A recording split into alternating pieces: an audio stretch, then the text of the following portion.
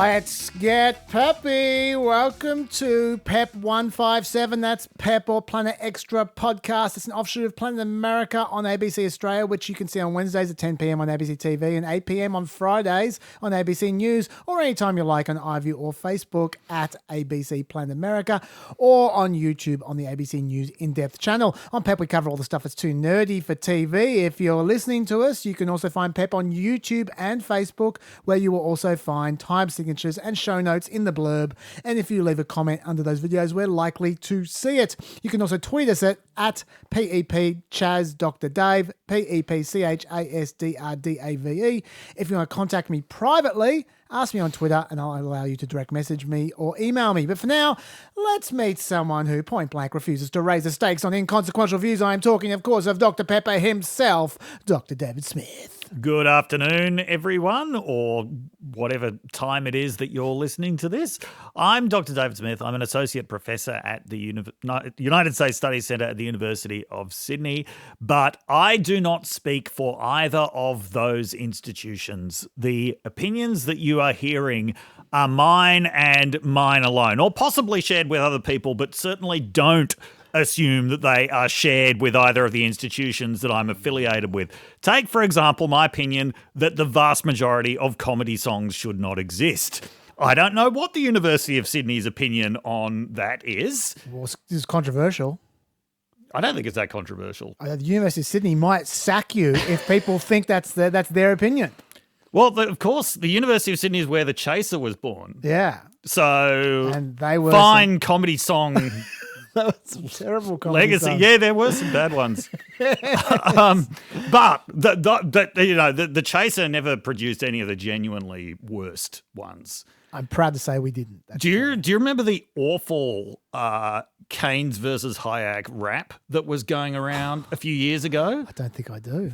Like Marginal Revolution thought it was hilarious. Okay. Whoever made that should be banished from any kind of recording equipment. I'm including pencil and paper in that. No, we're not putting that in there.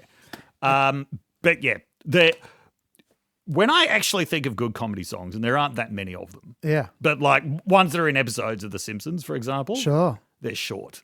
Yeah, no, they are short. Yeah, they're short. They don't actually follow a conventional song structure. Yeah. Yeah, that's where most comedy songs fall down, is that people actually try to fit them into a 4-minute conventional structure.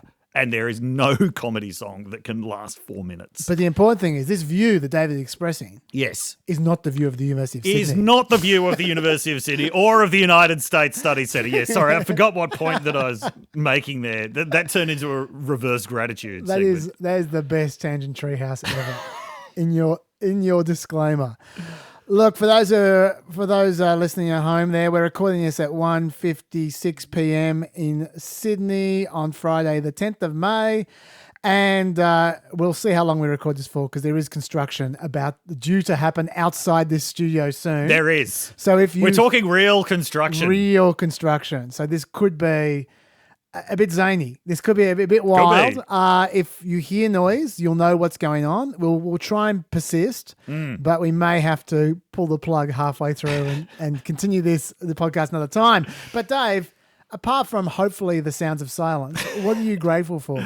Well, I'm grateful that Trump's trial is not being broadcast on TV. Yep. Especially after the testimony we read about this week. But it's not just because I want to be spared the details of that. I'm also thankful because we're just seeing some fantastic courtroom art. Oh, we really are. Coming out of this. Now, courtroom art. Fuck, it's odd.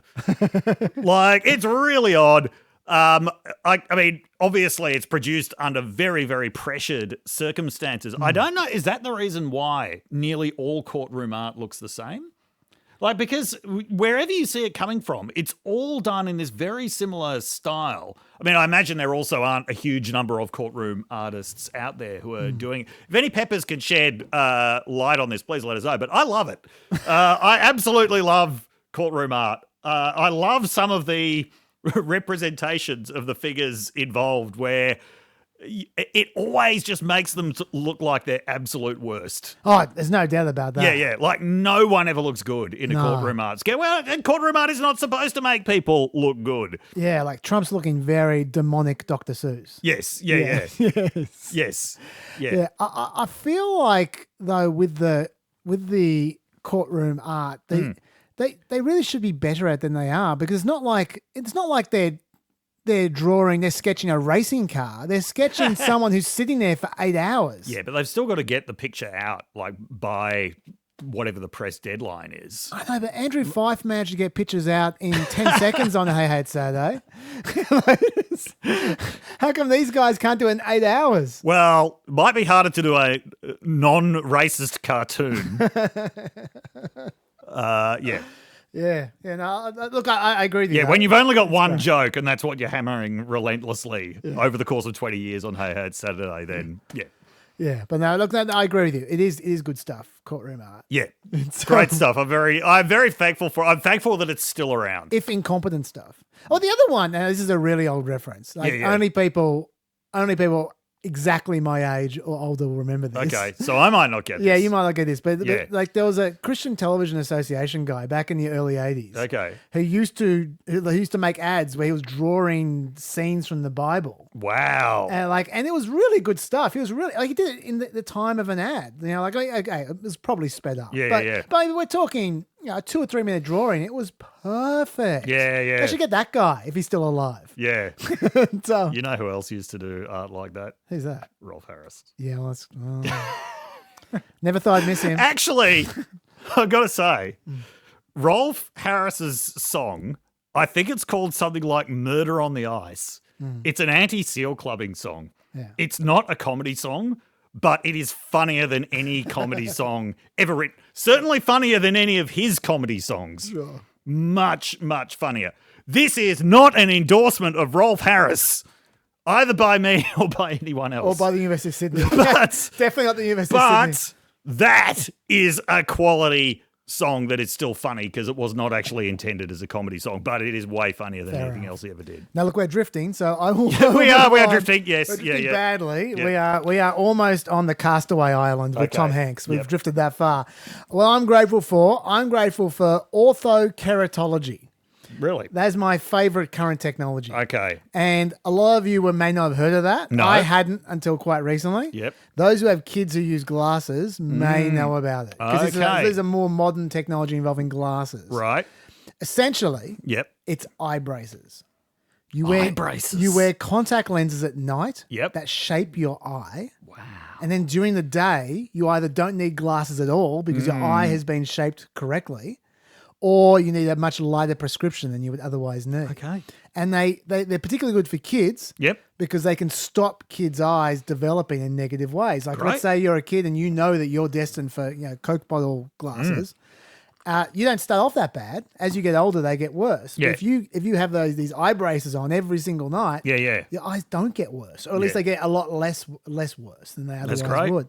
And I just think that's just brilliant that that's just such a simple concept. Yes, yeah. And just with such profound results. Yes. And I reckon that, to me, that's what future technology looks like. It doesn't look like Jetson style flying cars. No. It doesn't look like things that are obnoxious and rash. Yeah. It's simple techniques that stop you needing glasses. There you go. And I'm grateful for it. I think it's brilliant. Thank you, Fire of Prometheus. Yes. Correspondence. Okay. Now, some of the correspondence is spread throughout this particular episode. Okay, yes. They've got a lot of correspondence on topics we're revisiting. Yep. But the ones which we're not revisiting, immunity correspondence. There were a few notes about my suggestion that a president can avoid prosecution just by going through a legal box-checking exercise.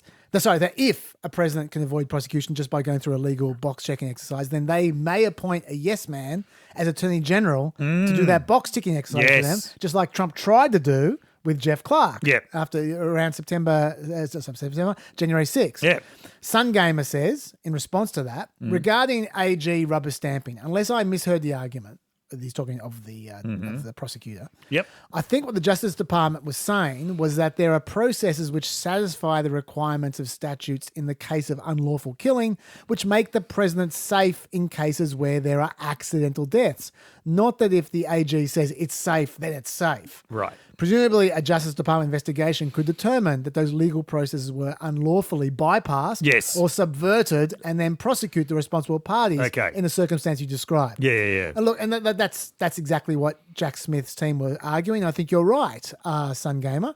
But I think in reality, if an administration appoints a hack, either Attorney General or, more probably relevantly, an officer of legal counsel, who are the guys who give the actual advice to the president, and then they appoint hack deputies and they appoint hacks everywhere. Yeah. Then the people who hacks all the way down. Yeah, exactly. The people who are conducting these legal operations you describe will be able to largely immunize the president by providing negligent or incorrect advice. Yep. So they might be responsible rather than the president. Because the president has to rely on the OLC chief, doesn't he? Yeah. But anyway, so but that was an interesting point you made, Sun Gamer. Nick says, Nick says, if you divorce Alito's argument from the Trump context, I'm talking about the Alito argument where he was saying that if the president, if there's the ever-present threat of prosecutions for the president by bitter partisan rivals, that would create destabilization for the country. Yeah. That was Alito's Even argument. though this was, once again, never a problem until Trump. Exactly. Yes. Yeah. So and so that was Alito's argument. And I said, look, he's probably talking about Trump. But if you just read his words as they're written, and forget Trump for a second, what he's saying, I said, is actually correct. But just he's probably arguing bad faith. Can I just say something about the examples that the Conservative justices were using? Because they were all deliberately, and understandably, they're picking out examples of things that Democratic presidents had done that were bad. Yes, such you're as talking about Operation Mongoose, which Clarence Thomas JFK. mentioned. And also, favourite example, internment of Japanese Americans. FDR, Can I tell you why these examples don't bother me at all? Why's that? Because it would be fantastic if there was some threat that actually discouraged presidents from doing this shit. I don't see how that is an argument against anything. Like, oh no, FDR wouldn't have been able to intern people if he'd thought that, intern Japanese people for no reason, if he was afraid of being prosecuted for it. I agree. And I said that last week. Okay. but I'm glad you agree with me. Yes. But Nick says, Chaz, I think you're being extremely charitable to Alito, even taking his inverted commas arguments in a vacuum. Charitable to Alito. The premise that an ex-leader being prosecuted for their crimes could lead to destabilization and election losers being vindictively thrown in prison is absolute garbage. If you actually look at democratic nations with any kind of developed rule of law, I would make the case that refusing to prosecute blatantly corrupt ex-leaders is way more destabilizing, he says. Yeah. And then he gives the example of Netanyahu. Yes. Netanyahu, like Trump wants to do, is using his position of elected office to keep himself out of prison. Yes. Also on corruption charges. Like the US, Israel has a robust judicial system capable of prosecuting a leader for violating the law. Yep. Like Trump, Netanyahu is attempting to undermine the system's capacity to actually do the job. Yes. Compared to the massive protests against his judicial reforms that preceded the war. And like Trump, Netanyahu getting away with his crimes would be significantly more damaging to stability and democratic institutions than him being prosecuted by an independent judicial system. Absolutely. Even divorced from Trump, Alito's point is moronic. Yeah. Look, that's a reasonable argument. Yes, That's I must say, I'm thinking of an even more bitter partisan environment going forward than even that. Yeah. But, the Netanyahu example is a great one. It is. Hats off. Yes. Marijuana correspondence. Last week, I made the point that since selling marijuana is a federal crime, banking services won't have anything to do with marijuana shops. Yep. So they need to deal in cash. Yes. Paul notes, I'm not sure dispensaries would actually hold that much cash on site. They tend to use cashless ATMs, which is essentially the same as FPOS. Okay. But I think limited to $5 increments, or so a friend tells me. Okay. Thank your friend for their info, Paul. Yes, yep. HF says, every time you guys say marijuana, you sound like a couple of reefer madness G-men. The neutral, non-xenophobic and correct term is cannabis. A few people have said that, have said points like Seriously. that. Let me deal with it, and then you jump in. What happened to this culture? I'm not talking about what happened to the culture generally. I'm talking about what happened to weed culture specifically, where you're actually you're insisting on the non-prejudicial term for weed. You're becoming a little Sky News here, Dave. My God. Well, the kids of today, Dave. Okay, well, look, you just keep stewing there, and then you can jump in again. I'll just make a point, and then you can get in there. Yeah. Okay, yeah. A few people have said that the word marijuana is racist. A few people have, and I generally use the term marijuana because it's the generally used term in news coverage. I'm trying to communicate clearly with the most easily understood terminology. Yes. Same reason I use the word illegal immigration, even though that's not a very accurate term. Yes. And a lot of people hate that. Yes. I use that because people use it. And I want to understand what I'm talking about. My primary concern is clarity of communication. But you know what? Yeah. Cannabis gets used a lot as well, so I don't have a huge problem with switching. But on this question, is the word racist? Marijuana. It does have racist origins, yes. I looked up why the word marijuana might be considered racist. Yes. And this is what I found. Washington State recently did replace the word marijuana with cannabis in the text of all state laws. In 2017, 2021, the National Hispanic Caucus of state legislators passed resolutions arguing the term was racist and should be replaced by cannabis in statute. And it's true, the official word for that particular substance, cannabis, in America is cannabis. Marijuana was originally the Mexican word for cannabis. Yes. But looking into it, I have to say, and I looked for about an hour, I'd say the history of potential racist undertones is far from clear. Certainly in the Prohibition era, some racist politicians used the word marijuana while demonizing it. Yes. That's true. Yeah.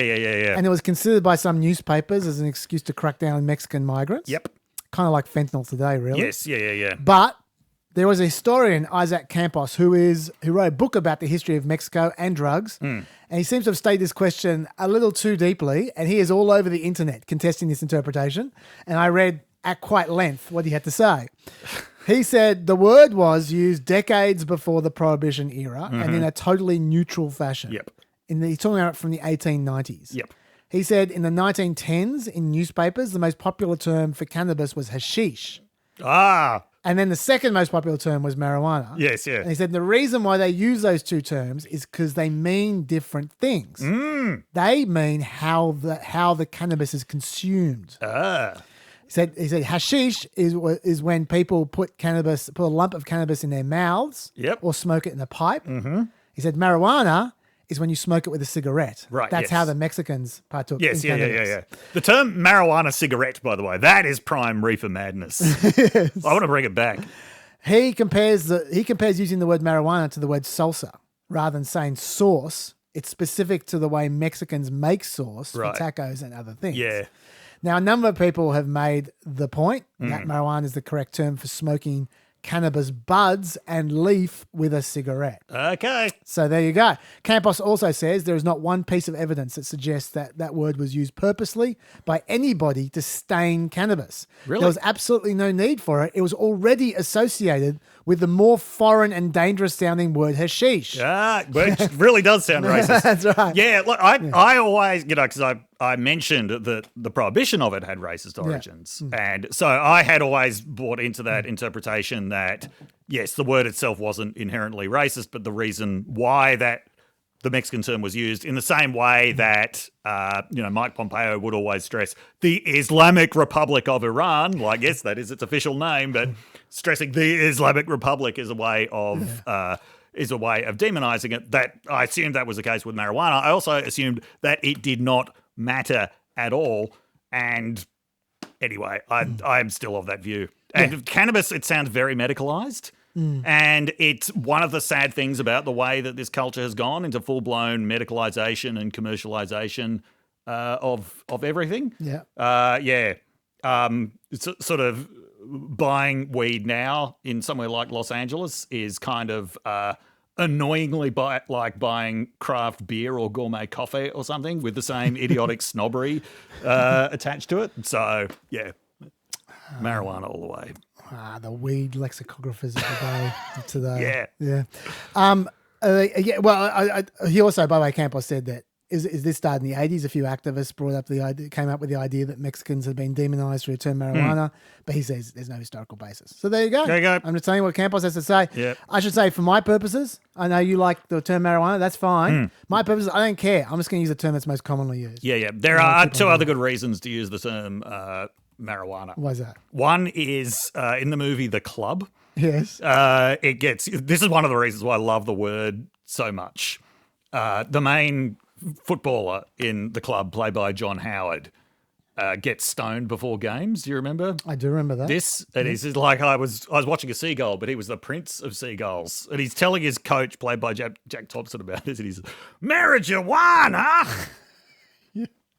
That's a good reason. That's one of my favorite terms ever. And Danny Brown's use of the term marijuana in the Avalanche's song Frankie Sinatra is just fantastic. Yeah. Well worth keeping the word for. Yep. We got a request, a correspondence request to talk about Florida. Dwight asks, can we get an update on the Trump classified documents case? Will it be a missed opportunity? Will we ever hear about it again? The form of podcasting might be extinct by the time that trial takes place. Not going quickly. Not going quickly at all. Okay, so Dwight, there have been two major developments in the Florida case this week. Number one, there was a court filing this week saying that while all the classified documents that the FBI seized have remained in the boxes they found them in, the order of the documents in those boxes may have switched up. Okay. The prosecution emphasised, though, there is a clear record of which boxes contained classified documents when seized. This information has long been in the defence's possession. Also, some documents may be mislabeled and may even be misplaced. You might wonder how that happened. They said that the government filter team that dealt with the boxes once the FBI took them, quote, was not focused on maintaining the sequence of documents within each box. They go on to say, since the boxes were seized and stored, appropriate personnel have had access to the boxes for several reasons, including to comply with orders issued by this court in the civil proceedings noted above for investigative purposes and to facilitate the defendant's review of the boxes. The inventories and scans created during the civil proceedings were later produced in discovery in this criminal case. Because these inventories and scans were created close in time to the seizure of the documents, they're the best evidence available of the order the documents were in when seized. That said, there are some boxes where the order of items within that box is not the same as in the associated scans. Does this mean that the evidence was tampered with, as the right have alleged? No. It means they're incompetent. Yes. They did exactly the same thing in Biden's documents case as well. They mixed up the order as well. What does this mean? Well, if the evidence... Maybe the National Archives should get some actual archivists to go and help the government. People who understand archiving. Yeah. That's a good call, given that they were kind of involved, weren't they? They were involved, So, yes, yeah. but clearly not at the point where they were really needed. Oh, imagine how pissed off they must be. They must be National incredibly pissed Archives. off. What are we, chop liver? Yeah. We talked to this guy for 2 bloody years. Yeah. Now you're screwing it up for us. Yes. If the evidence involving Trump's documents has been altered, then the relevant charges would be very hard to successfully prosecute. Yep. So far, it looks like Trump's top secret documents weren't affected. They're the most important ones. Yeah. But still, potentially problematic. Yes. Number 2, the trial has been delayed indefinitely. Yeah. Judge Cannon's decided there was such a backlog of pending pre-trial motions to consider that she should put the actual trial date indefinitely off until those questions are dealt with. Yeah. And look, it makes sense. When there are just so many pending pre-trial motions, you need time. You know, like what could you do to reduce the number of pending pre-trial motions? Can you think of anything you could do? No. Oh, I suppose I'm not a lawyer though, Chaz. I suppose you could hear those pre-trial motions. Yes. Rather than doing nothing for the last 6 months. Maybe you could do that. She opted just to put off the trial. Can I say, some of those pending pre-trial motions, really stupid motions. Real classic Trump lawyer gear. Yeah. But she's going to hear every single one of them at length. This is super frustrating, obviously, because that's her job to hear the motions and she's not. And yeah. So anyway, so that's going to be. I wouldn't be surprised, even if she went in a normal clip, it was going to take until after the election. I wouldn't be surprised at the rate she's going. That could be the end of next year. Yeah. Anyway, that's your Florida update there. Dwight. Trivia Next to it. correspondence Yes. from Trivia Chris, our favourite trivia host, who Yes. we are assisting to rig Australia's largest pub trivia network in Yes. favour of Peppers. Yeah. He writes, with all the cricket chat on the podcast lately, an IPL question seemed appropriate. The question he asked was, the IPL is a league that plays which sport? I don't know, Chris. That's a pretty soft question. But you know what? You're our favourite trivia host. So, You are. So Yeah, we yeah, don't yeah. care. Now, Trivia Chris asks, Yes. does he's just getting you to do his work now, Dave. Yeah. But that's okay. We don't mind. Yep. Does Dr. Dave have any Eurovision knowledge I could use for next week? It feels like something Dave would be interested in. Yes, I do. And just before I give that, I just want to mention another piece of correspondence from Joe, who pointed out this morning that because the semi-finals are happening at the moment, that the semi-finals were concluded by a surprise 45th anniversary appearance, I think it was, of Harry's singing Golden Shoes. Golden Shoes! Yes, so there you go. So clearly Eurovision Peppers. But I'm literally going to go and watch that after this. Actual trivia question I have, because, Chris, we are a US-focused podcast, so it has to be something US-related. And it doesn't get much more US-related than this. Chaz, which European country did Flo Rida represent at Eurovision? I had no idea. Yep, it was 2021. Oh, my God. Which country? I mean, when I say represent, he was invited to partake in the performance by the actual representative of that country, but he was on stage during the second semi-final. I'm going to say Sweden. It was not Sweden. What was it? San Marino. Marino. Yes. That's a great trivia San question. Marino. It's one of those micro-European principalities. I didn't even know they qualify for Of course they do. They're European. Yeah, I know, but they're San Marino. Do all those pissy countries get to Eurovision? I don't know. Yeah. Good question. Maybe Peppers can help us with Does that. the Vatican get to? Oh, that would be great. They just do Enigma every single year. But anyway, that is your trivia question. I think that's a good one. That's a great trivia question. Well Yeah, done, yeah. Dave. You've excelled. Okay, so usually in the correspondence, there's a link to the first bit of content, and this is what I got here. Okay. We got a lot of protest correspondence. Okay. And so I'm going to talk a little bit about protesting with the correspondence. Right. Okay. Okay. So I suggested the basic rule last week where students have unlimited rights to protest, but no camping. Right. I suggested that literally every night uni security should come and take their tents and sleeping bags. That's what I said. I said people can go home every night and come back the next day to keep on protesting. Do it all year. That's fine. Just don't let the encampments solidify. Not because I think tents are evil. I'm not trying to end tents in this world, but because over time they tend to get progressively worse in terms of behavior and potentially violence. And I think it's best to avoid even the chance of significant ugliness if you can stop it forming in the first place. Okay. I said last week, free speech requires the ability to protest, not to set up a mini encampment. Okay. Okay, so that was the view I So expressed. this got some correspondence. Sure did. Have we got anyone from one of the tents I don't know. writing to us? I don't know. They didn't say they were, Okay. but maybe. I don't know. Right. Frolicking Nerd writes, Yeah. I think your point on how unis should deal with encampments is unreasonable. A, the nature of the protesters is to disrupt. Yeah. B, you said yourself that taking an antagonistic stance at the outset means negotiation is impossible, and dismantling their tents would create tension even if it's not the police doing it. Yep. C, if the unis want the protest to cease, they should negotiate with them. That's a solution. D, saying the unis need to save them from themselves is infantilizing and unfair. The students aren't children. Those encampments had their own soup kitchens and study areas and community spaces. Given the main violence was perpetrated by counter-protesters trying to harm the protesters, why don't we just arrest those who enact violence? Okay, I reckon a few people would agree with that comment, including probably you. Most of it, yes. Yeah, I thought you might. Yep. Okay, so let me say Yep. I agree with the commenter about why don't you just arrest the people who are violent. Yes. I agree.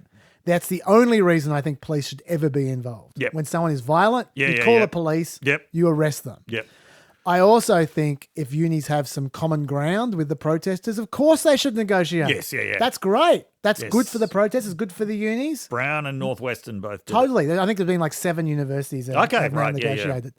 Go for it. That's great. What I've been talking about is what happens if they don't have common ground with the protesters. Yep. Right? If the protesters demand something that unis don't want to give them for whatever reason, then they shouldn't be forced to make concessions to stop things getting out of control. I would say that would be an unreasonable request. Right. Once again, let's use our imagination. Let's imagine the students are demanding something that you disagree with. Yes. It's okay when you agree with them. Yeah. But let's say the students are conservatives demanding no abortions allowed for college students or something like that. Should the uni negotiate with the anti-abortion people? No, of course it shouldn't. All right, so what are you going to say? Yeah, I think so. One of the issues here Yeah. is that, universities tend to want to do everything by their own codes of conduct. Yes. What I suspect is after this year, a lot of university governing boards are going to update their codes of conduct to say no camping. Yeah. I suspect that at the moment, part of the problem that they're facing from the point of view of people wanting to dismantle the camps is there's no way in which these camps actually contravene, by their own existence, actually contravene university rules unless they do things like engaging in hate speech or violence or whatever. But my guess is the presence of the tents are probably not contravening any rules. At least now. Yeah, I'm pretty sure pretty sure those rules are going to be updated. And for the record, if you're at a university where tents are allowed and camping overnight is allowed, then there's nothing you can do. Yeah, Just whereas, by the way, in stark contrast to most city governments in the United States that have anti-camping ordinances all over the place. Which is why a similar thing, if people have asked, why isn't this happening at the Israeli embassy or whatever, there's not going to be anywhere near an embassy where camping is actually allowed. My suspicion is, and I will be, I'm happy to be corrected on this, is that most universities didn't have rules against this in place, but most of them, because they are peppers, probably have a fairly Chaz-esque view of the situation and are probably going to introduce anti-camping rules. Well, we'll see. As long as the important thing is they've got to allow the protest, though. Yes. Like I don't like people cracking down on protests. But anyway, the other thing about the whole negotiation, the way you just negotiate thing, is you shouldn't necessarily assume that the protesters represent the students. Like there have been a number of polls about this, and I'll cite one from Generation Lab. This was a survey last week. 8% of the survey, they surveyed 1,250 US college students. 8% had taken part in a pro-Israel demonstration or protest. Yep. Sorry, a pro or anti-Israel, one of the two. 13% said the conflict was one of 3 issues that was most important to them. Yes, yeah. Which means for the other 87%, it probably wasn't super important. When asked, do you think college should boycott, divest, and sanction any investment or partnerships with companies and groups based in Israel? It's not a big ask, really. No. 46% said yes, 54% said no. Yeah. So it's kind of 50-50. Look, as someone who works as a university, those findings are not surprising to me at all. Yeah. There's, the number of people taking part in these protests in the US is not that many compared to overall student bodies. Most students don't care one way or the other. I suspect you would find, if you went to most of these university campuses, from most places in the university campus, the protest would not even be visible or audible. The way that these get covered, it's always depicted as the university has been taken over, right? Partly because protesters go to the most visually prominent places possible. They go to the most touristy places in the university to do this. There's a deliberate strategy behind this. It's a very clever strategy. Which is fair enough. Yeah. So you see the front lawn of Columbia in front of its most famous building, covered with tents, and you get the impression the entire campus has been overtaken. No. Back in 1968, where they actually occupied 7 buildings and held a dean hostage, and 700 people were arrested and like 100 were seriously injured. That's more of the kind of overtaking thing. That's more your National Guard type protest. Yes, than these ones. That's right. But Paul Musgrave, whose Substack I've recommended before on this, he had a good piece today about his campus at UMass Amherst, and what he describes is basically exactly what the survey data describes. Like, there are a few students taking part in this protest. A lot of students are broadly sympathetic to the aims, might be annoyed by the way that it's actually happening. A lot of students are not sympathetic to the aims but aren't particularly bothered by it. But the way that it's being covered, it's as if every campus is in turmoil. My guess is the vast majority of campuses where these protests are happening, they are not in turmoil.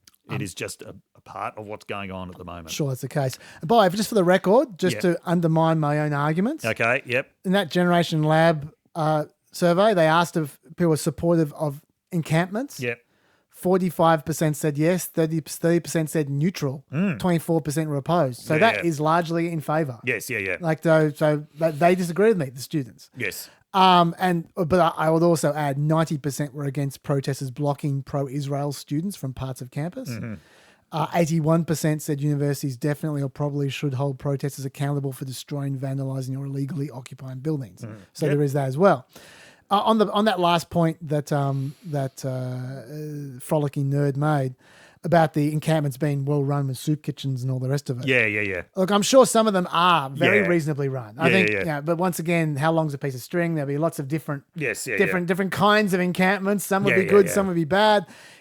Actually, possibly the soup was really bad at Brown, and that's why they negotiated. Maybe. And look, to be honest, I suspect most of them were very reasonably run. Like, these aren't anarchists. No. They're uni students in 2024. Yeah. So I suspect most of them are reasonably run. Well, even anarchists are capable of running things. Well, that's true.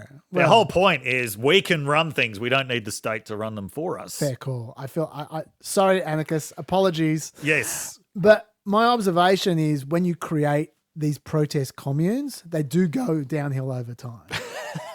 Partly because every commune goes down over time. Partly because they partly because they attract more hardcore elements over time, and partly because they eventually self-radicalize, and by the time they go a bit wild, it's then too late to stop them without significant violence. And what I'm thinking of is the ironically named the Chaz, the CHAZ in 2020. Oh, yes, the autonomous zone in Seattle. Yes, Which started off all brotherly love. Yes. 6 weeks later, people are literally getting murdered. In the autonomous zone, right?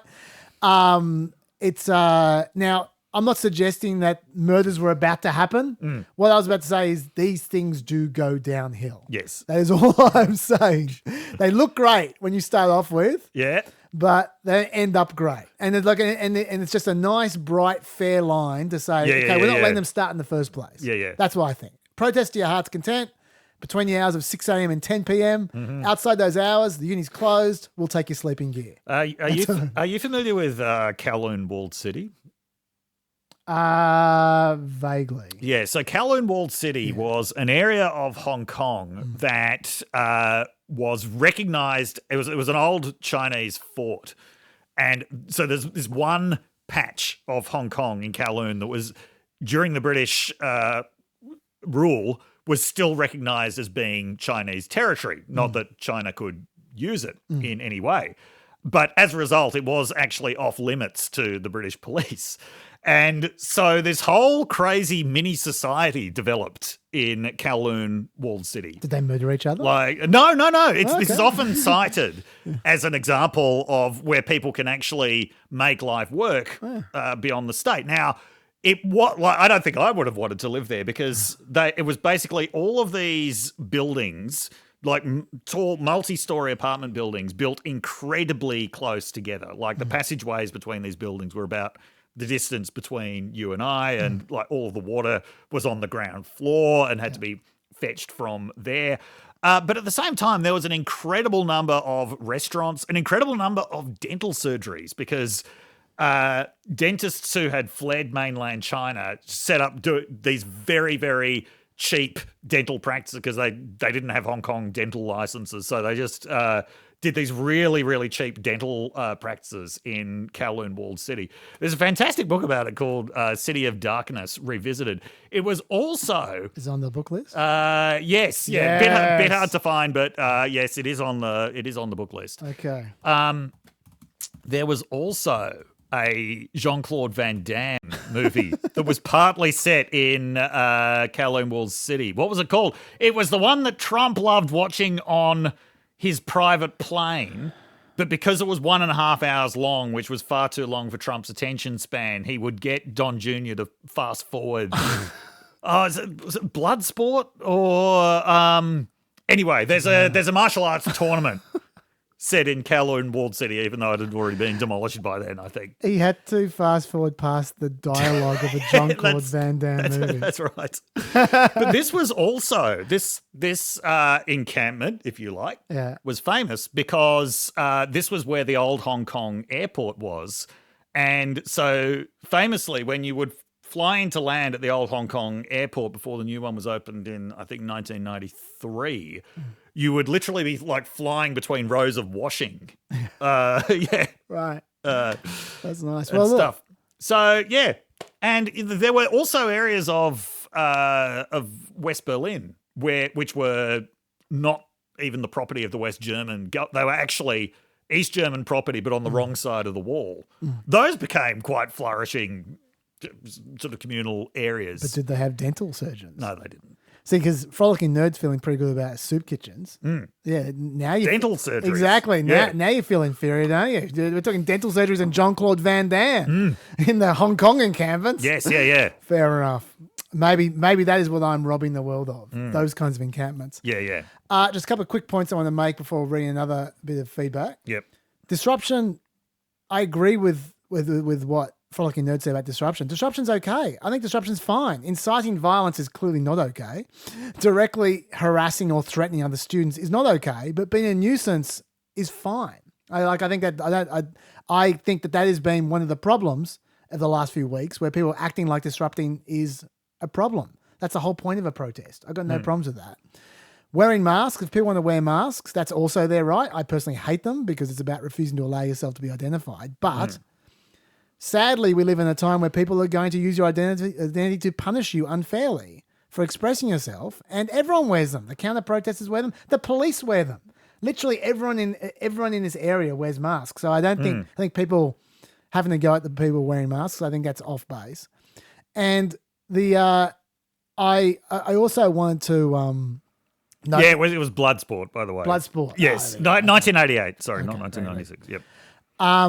And I think it's okay if the graduation changes slightly to accommodate protests. That kind of disruption, I think, is fine. Like I think you should be calling the National Guard, like Tom Cotton literally did, because they were changing the schedule of the graduation. Does anyone like anything as much as Tom Cotton loves the National Guard? Why didn't he just join the National Guard? Yeah, he really missed his calling. Yeah. Imagine how happy he would be. This is why he never smiles. Have you ever seen him smile? No. Never in his life. It's because he's a frustrated National Guardsman.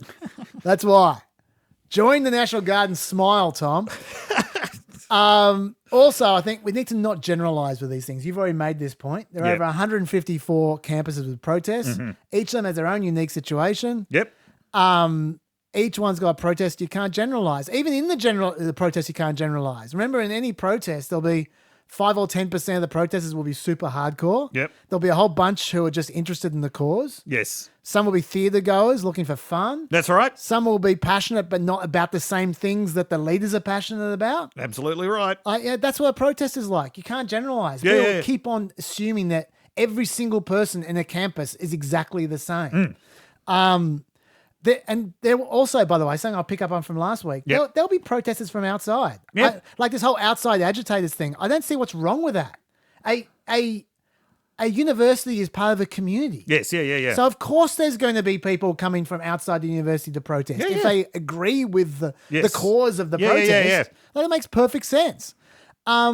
I know they're trying to delegitimize the protest somehow by saying that. Yeah, and they're trying to say it's basically led from outside. Yeah. But I think it's just bullshit. And I remember during the Iraq War protests, I used to be very amused by the Save the Whale guys, Remember, like just every time there was the rock, like just for about 5 years there, obviously they didn't have the numbers. Yeah, for the actual Save the Whales protest. Yeah. So Save Whales guys would just piggyback on everyone else's protests. And good on them. I always admire someone who's got the instinct for being able to get their sign on TV. Yeah. Like who knows where the cameras are. The best example I ever saw of this was in 2017, an NRL game being played in New Zealand. Someone had managed to set up absolutely perfectly from behind where a conversion was being taken. And just as the kick was about to be taken, this guy held up a sign saying, "Donald Trump, you are a disgrace."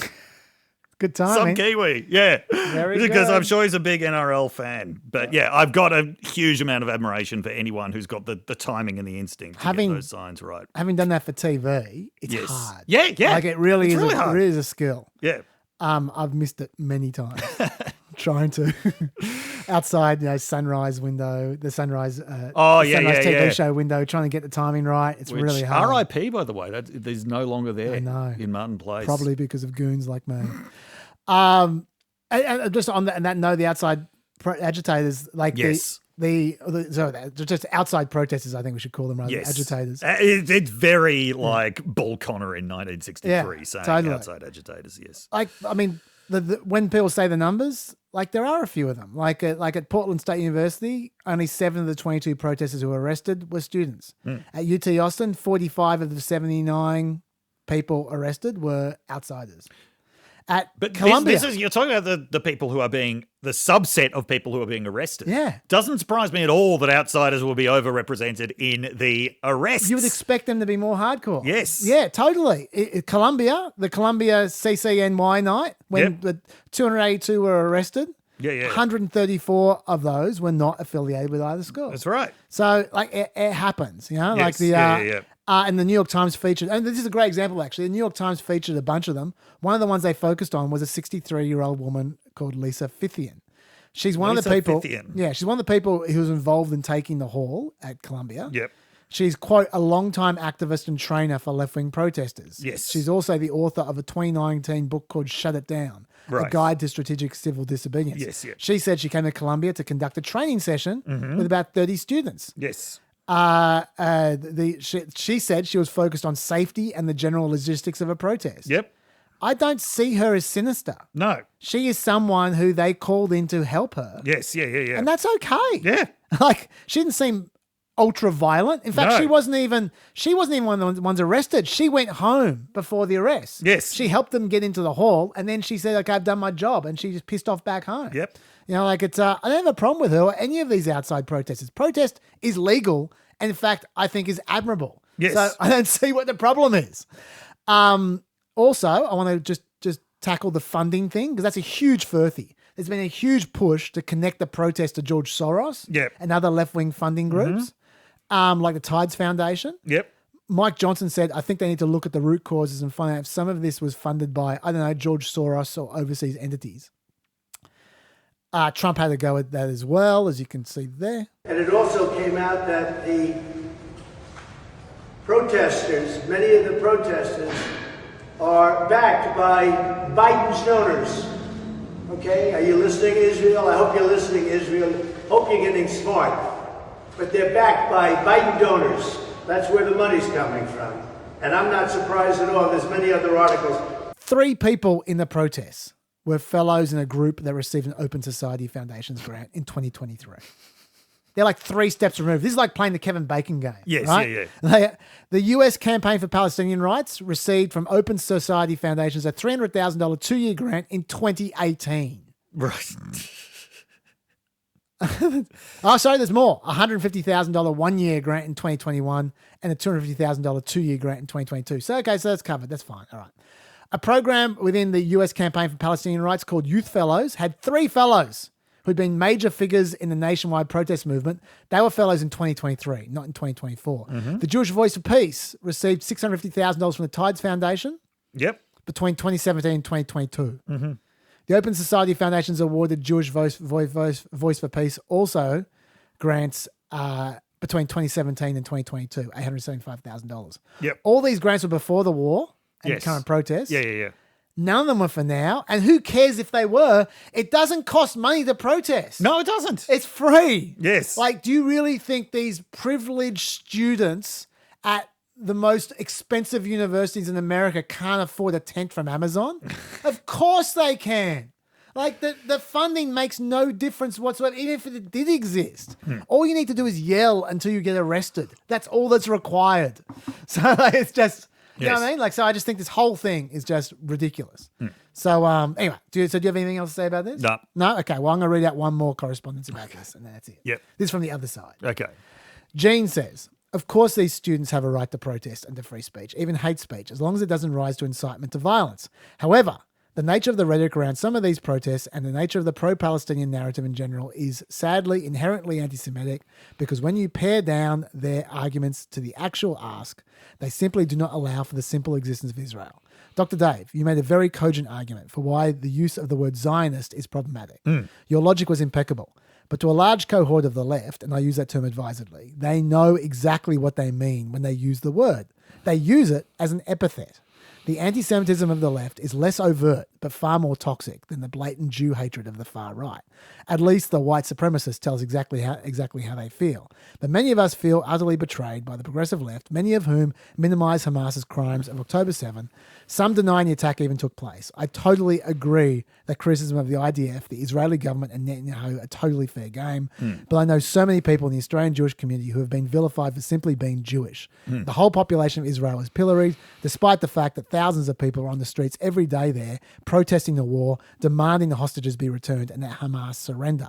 As Chaz said later in the segment, it's not hard to hold two ideas simultaneously. We can all feel sympathy for the civilians in Gaza and for Israelis. Hamas has pulled off the best magic trick ever in this awful conflict. They've made themselves invisible. What do you have to say to that? I don't have anything to add to that. Fair enough. I'll say one thing, which is I think the problem is summed up in one phrase from Jane at the beginning. He said, of course, these students have a right to protest and to free speech, even hate speech, as long as it doesn't rise to incitement to violence. Much of what we're talking about here, Gene, including what you're talking about, is hate speech, not an incitement to violence. Yeah. And there's a real grey zone there, a real grey zone. There is, yeah. And there's another grey zone in who the hate speech is against. For some, it's Jews. Yeah. For some, it's Israel. For some, it's the IDF. Yes, yeah. For some, it's Netanyahu. Yeah. Different people hate different targets. Yes. And all of those people are standing in the same group of people. Yes, often participating in the same activities. Yes. And that makes it very hard to distinguish between the groups. It makes the Jew haters seem more numerous and more powerful than they are. Yeah. Because you see one of them in front of 300 other people who might be Netanyahu haters. Yes, yeah. But you just assume that they're all the same again. Yeah. So, I think that is the heart of the problem, essentially. And I don't think it's easy to solve. We just got to be tolerant about that. Yep. Yeah. I also think Gene makes an excellent point at the end about Hamas becoming invisible. Yep. I think that's true. And on that note, he finishes off, anti-Semitism is an insidious evil. Chaz was right when he played what I like to call the substitution card, substitute any other minority in a situation where Jews are being told they're overreacting. Chaz's analogy with the KKK and black students was apt. The fact that a policeman in the UK told a man wearing a kippah near a protest that he wasn't safe because he looked overtly Jewish is a case in point. It's analogous to walking while black. This war is a tragedy and a catastrophe for everyone. The IDF has been and will continue to be heavily criticised by Israelis themselves. The failure of the whole system on October 7 is something that will be reckoned with for years, but the fact that so many so-called educated elites are chanting from the river to the sea shows me why Israel's existence is more important than ever. Calls for a ceasefire are important, but why direct that demand to only one party of the conflict? Hamas has the power to end this war tomorrow. Let them go. Hashtag let them go now. Hashtag free the hostages. Do you have any thoughts? Not really, no. No. Okay, that's fine. Just want to share it with people? Yeah, appreciate it. Okay, that's probably enough. Do you have anything else to say about any of this topic or anything like that? Just one more thing, which is that so you looked at the Generation Lab polling about the protest, which was polling of students. Yes. Broader polling suggests that the protests are pretty unpopular. Yeah. Is that generational thing? More old people than young people? I presume so. I actually haven't seen the age breakdowns of this, but yeah, I'd assume because it's the general polling that I've seen is a lot less favourable than that. Yeah. And the sort of vast majority of people say it won't help the Palestinians at all. Yeah.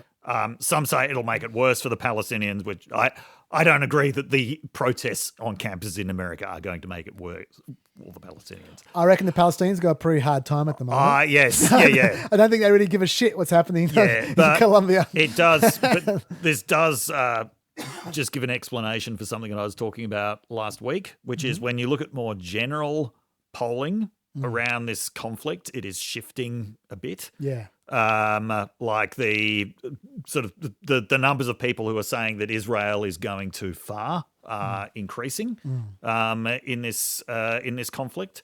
So when you have a situation, and part of this is a way of saying that what often appears to be this big consensus in the US that the US is pro-Israel, which is a appearance that's presented by things like Congress voting overwhelmingly in favor of military aid and stuff like that, that actually masks a far more fragmented picture that's going on below that. And it's not just Arab Americans and the student left.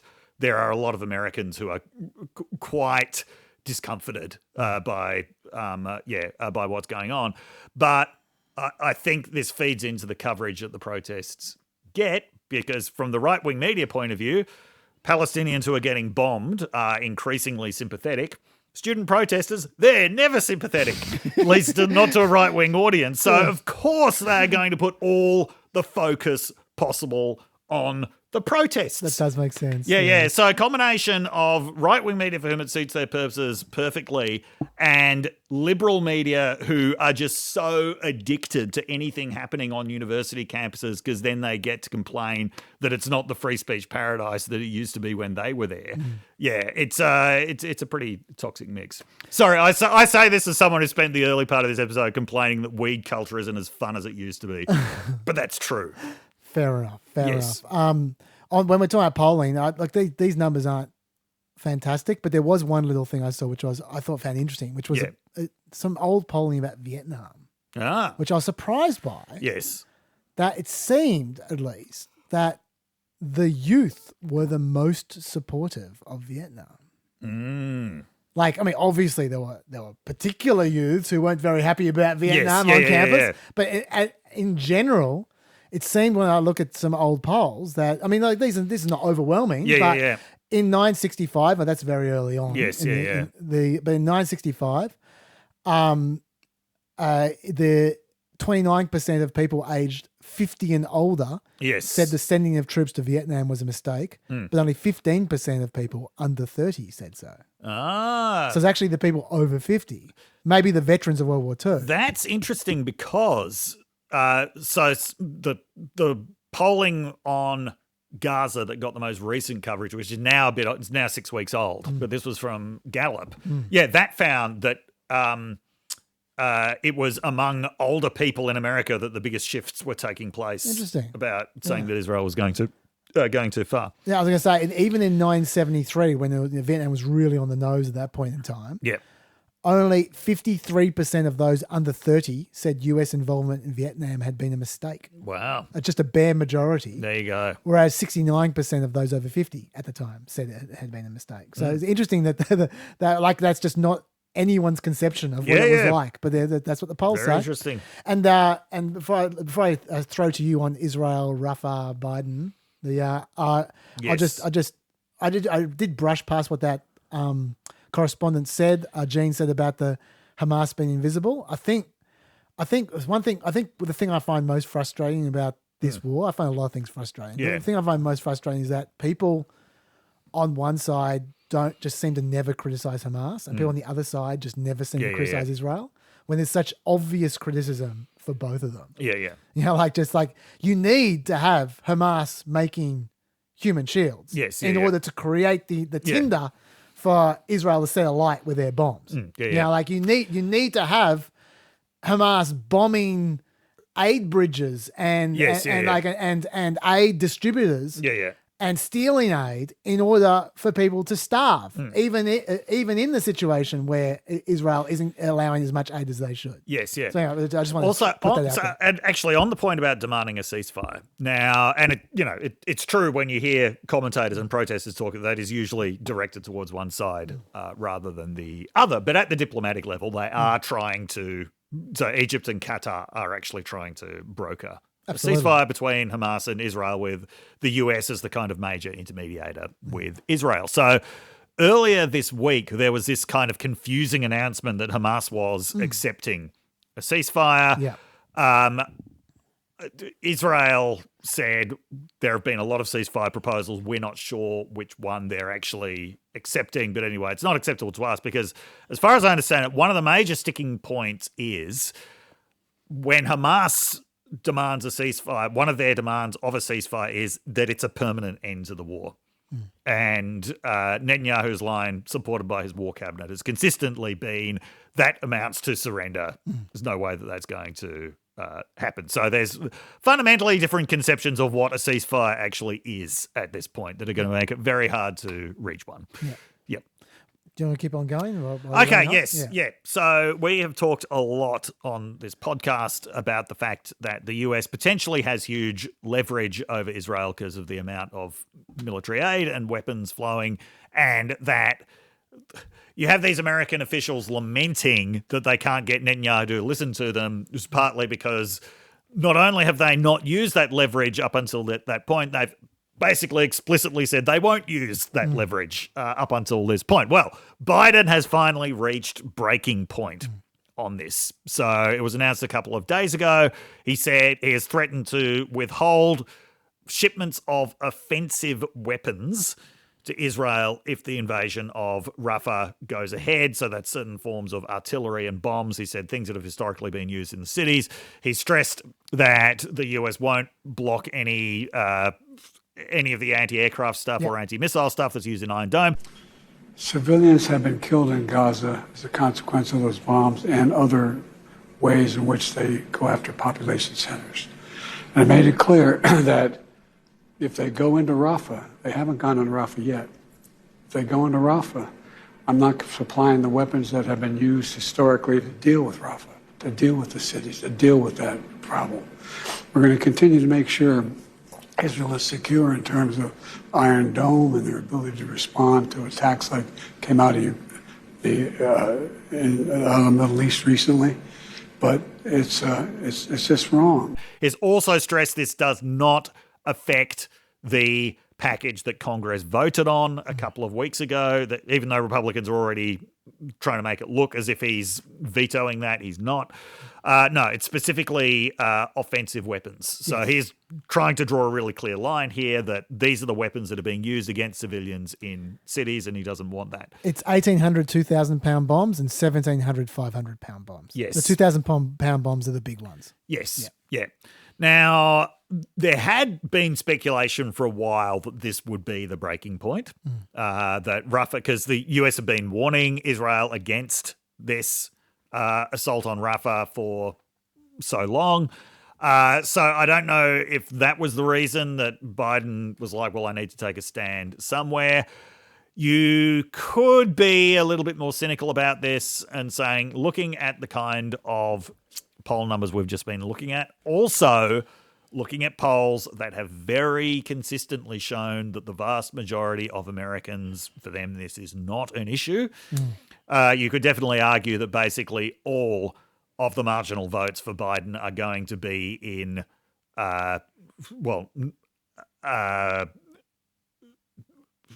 taking a more pro-Palestinian line than he has been taking so far.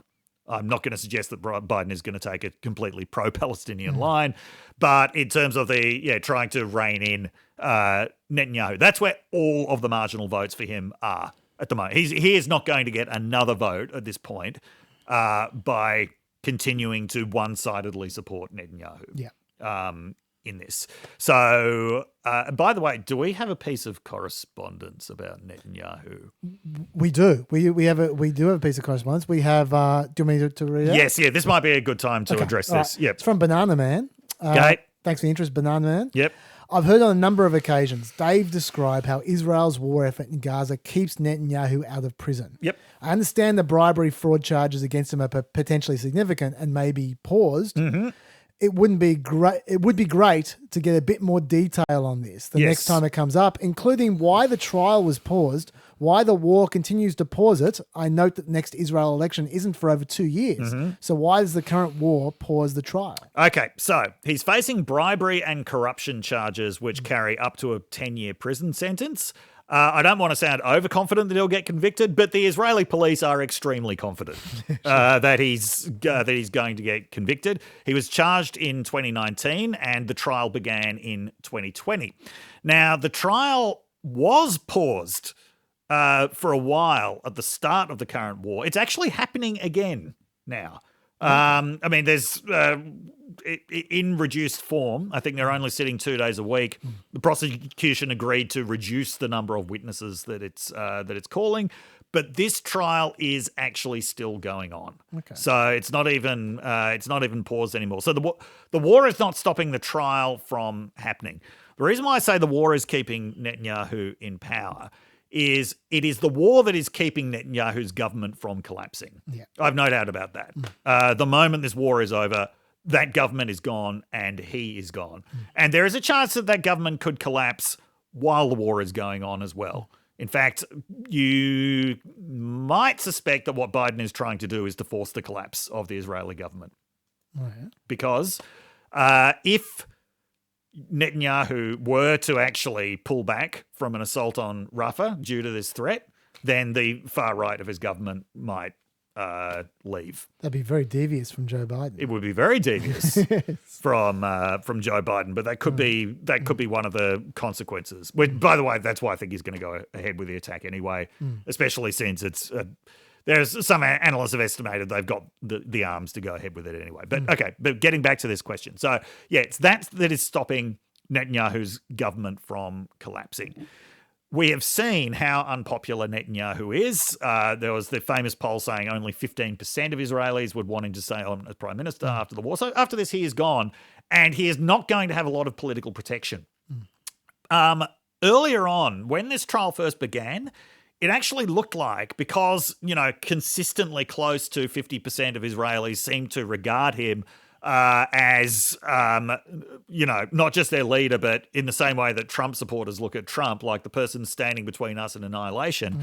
Under those circumstances, it would have been very, very politically difficult to jail Netanyahu. And yes, certainly, as one of our correspondents said, Israel does have a very robust judicial system, which Netanyahu has been attacking left, right, and centre. But even in a country with a very independent and robust independent judicial system, it's incredibly politically difficult to put someone in prison when they're commanding the allegiance of half the population.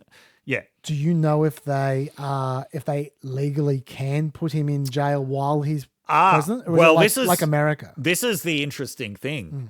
So I think if he gets convicted, that's actually grounds for removal as prime minister. But I don't know that that's an automatic process. I actually don't know enough about the Israeli legal system at this point. But the point is, prior to all of this, when we had that, string of 4 elections in 5 years. Yeah.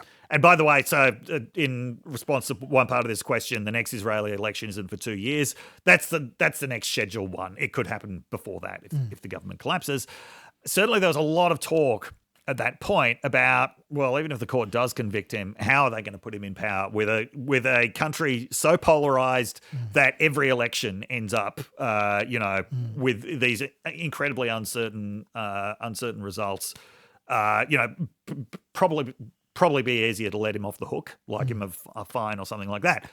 Point is now he's not going to have that political protection anymore once he steps down. Brett Stevens, of all people, said that Jews would curse his name for 1,000 years because of the fact that he is widely and correctly seen as responsible for letting Hamas get into the position where it could do this, because he saw it as a useful counterweight to the Palestinian Authority on the West Bank. So once his government collapses, he loses the political protection that he once had. and it will be a lot easier to just logistically to put him in prison if he gets convicted. Okay. Yeah. So that's the answer to that. Okay. So I suppose my next area in this to talk about though, is that you've talked about the holding of the military aid. Yes. Yeah. What we haven't talked about is Biden constantly has a bet both ways. Yes. He does it all the time. Yeah. And at the very same time as he's holding these ammunition. Yeah. He's also free. He's also not. His administration is not releasing this report into human rights abuses from Israel. Yeah. Because are you across this? Yeah. No. Okay. All right. There's earlier this year. I did talk about this on PEP. Earlier this year, he had a memorandum which was basically just replicating was already in the law. Right. The Lay Act and the Foreign Assistance Act, I think it's called. Yeah. Where theoretically in America, you're not supposed to sell or donate weaponry to countries that engage in human rights abuses. Right.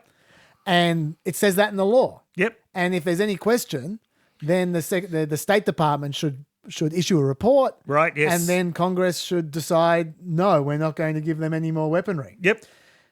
Israel seems to have been immune from that law for the whole 30 years. There have definitely been times when Israel has committed human rights abuses during that period. Yes. There's never been a report about them, ever. Yep.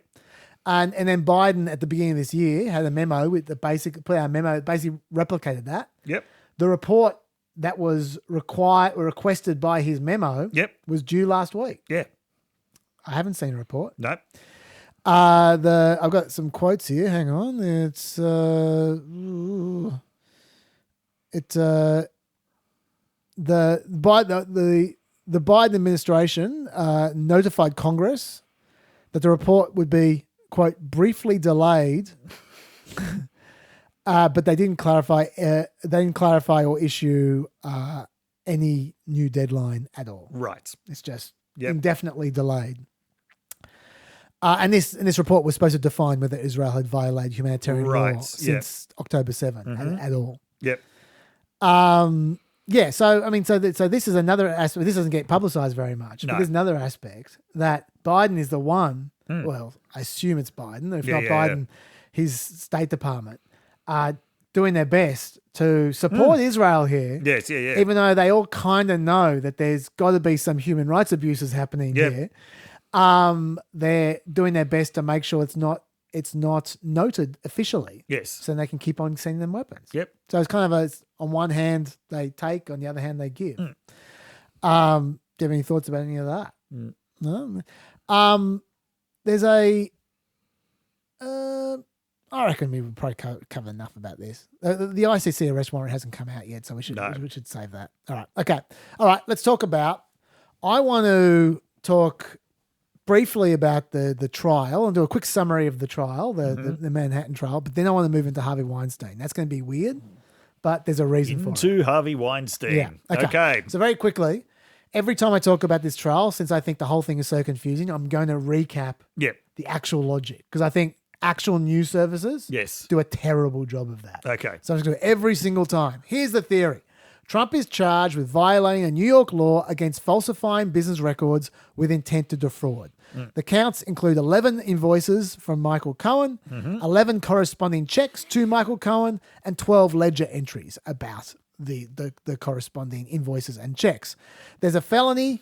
It becomes a felony when the defendant's intent to defraud includes an intent to commit another crime or to aid or conceal the commission thereof. In terms of that other crime, what is it? The prosecution have said the primary crime that they have alleged is New York State Election Law Section 17152.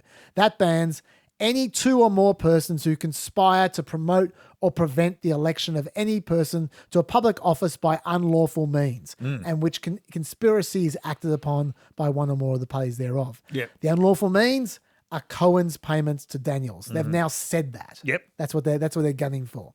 So prosecution need to prove the hush money should have been correctly recorded as a campaign expense, not a personal expense, which means the hush money was only to help his campaign, not to spare Melania's feelings at all, or to save his marriage. They need to prove that Trump knew the payment to Daniels was illegal. They need to prove that he knowingly and willingly violated that law in full knowledge that it was illegal. Yes. They need to prove all of those things. Now, the appeals court is also going to consider if they can even use New York State election law section 17152 for all kinds of reasons. Another one, which hasn't been mentioned much, is apparently no one's used this law for decades. It's like the Comstock Act. It's an unused ancient law. There's a quote from Brooklyn attorney Martin Connor, a former Democratic state senator. I've never heard of it actually being used, and I've practiced election law for 53 years. And an equally experienced attorney, Joseph T. Burns from the Erie County Republican Committee, said, I'd be shocked, really shocked, if you could find anybody who can give you an example where this section was prosecuted. I'd be absolutely floored if you could find anyone prosecuting this in the last 40 years, he says. Okay, so that's the theory. Quick summary of what we've seen in the last week. Keith Davidson, who was Stormy Daniels' lawyer, told of how Michael Cohen was despondent, and Davidson feared that Cohen would kill himself when Trump got elected. And the reason for that was because Cohen thought he should have been considered to be Trump's attorney general or White House chief of staff. Deluded Michael Cohen. And obviously, he got nothing. No. He got the back of Trump's hand and a few tweets, angry tweets, and that is a huge personal reason for why Michael Cohen might be seeking revenge against Trump. The defense are absolutely going to run with that. Bove, who's one of the defense lawyers, made the point to Davidson. He asked him, everything you know about President Trump comes from either TV or Michael Cohen. Is that right? And he said, yes. Davidson's never met Trump. So it's all second hand through Michael Cohen, or third hand through Michael Cohen. So that's that. I mean, we'll get to Cohen eventually, but that was the important bit of Keith Davidson undermining Michael Cohen in the defense, right? Then there was Jeffrey McConney. He was very useful for the prosecution. He's the corporate controller at Trump.org. He verified his handwritten notes made while speaking to Alan Weisselberg, who was the company's chief financial officer. Those handwritten notes outlined a $180,000 reimbursement to Michael Cohen, which consisted of a $130,000 wire transfer, the exact same amount paid to Stormy Daniels, as well as $50,000 for tech services, plus an additional bonus of $60,000. This total amount of $240,000 was then grossed up 50%, $360,000 to offset income taxes, according to the handwritten notes. So, depending on those tech services, I don't know if Michael Cohen fixed his modem or something. I don't know what that was for. Unless they can somehow spin that as legal services, that pretty much proves that the payments were definitely not for legal services. Yes. They were so that's the key there, right? Which they had to prove. Hope Hicks, who was Trump's assistant, had a foot in both sides. For the prosecution, she was saying that she spoke to President Trump when the story came out, and he said that Michael Cohen had paid the woman to protect him from a false allegation. He said, because he was still denying that it happened, and that Michael Cohen felt like it was his job to protect him, and that's what he was doing, and he did it out of the kindness of his own heart. He never told anybody about it. That's what Trump told Hope Hicks.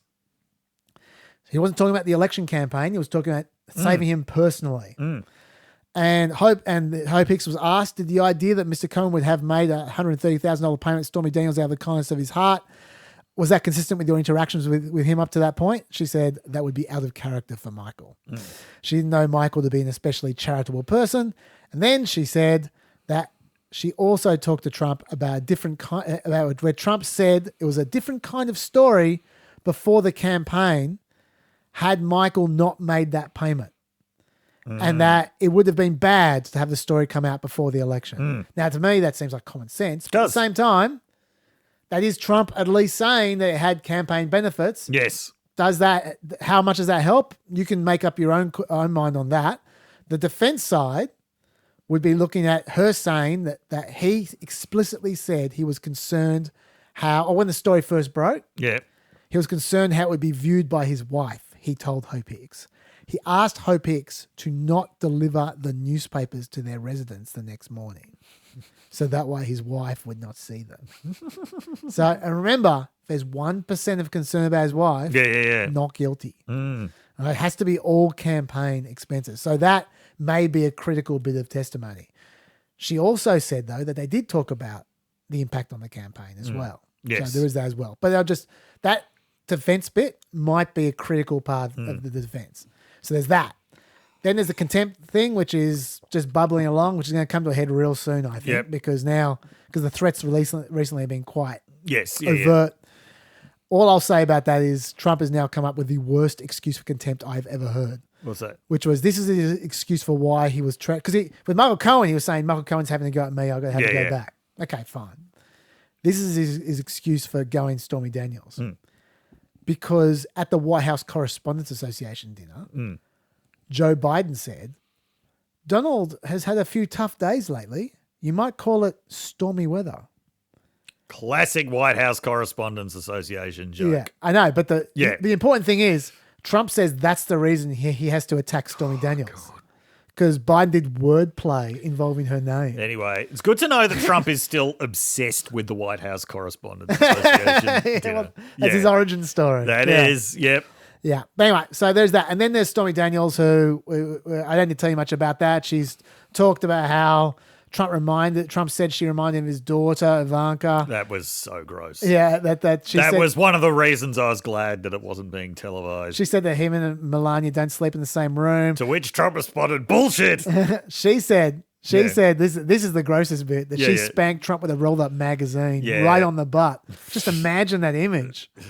And how Trump didn't wear a condom. She said all this kind of stuff. Now, the defense had explicitly asked for either her testimony to not exist or for it to be very heavily restricted because they said this is going to be irrelevant to the case, which is about bookkeeping. Yes. Right. And when the Merchant allowed the testimony to happen, but then while it was happening, Merchant actually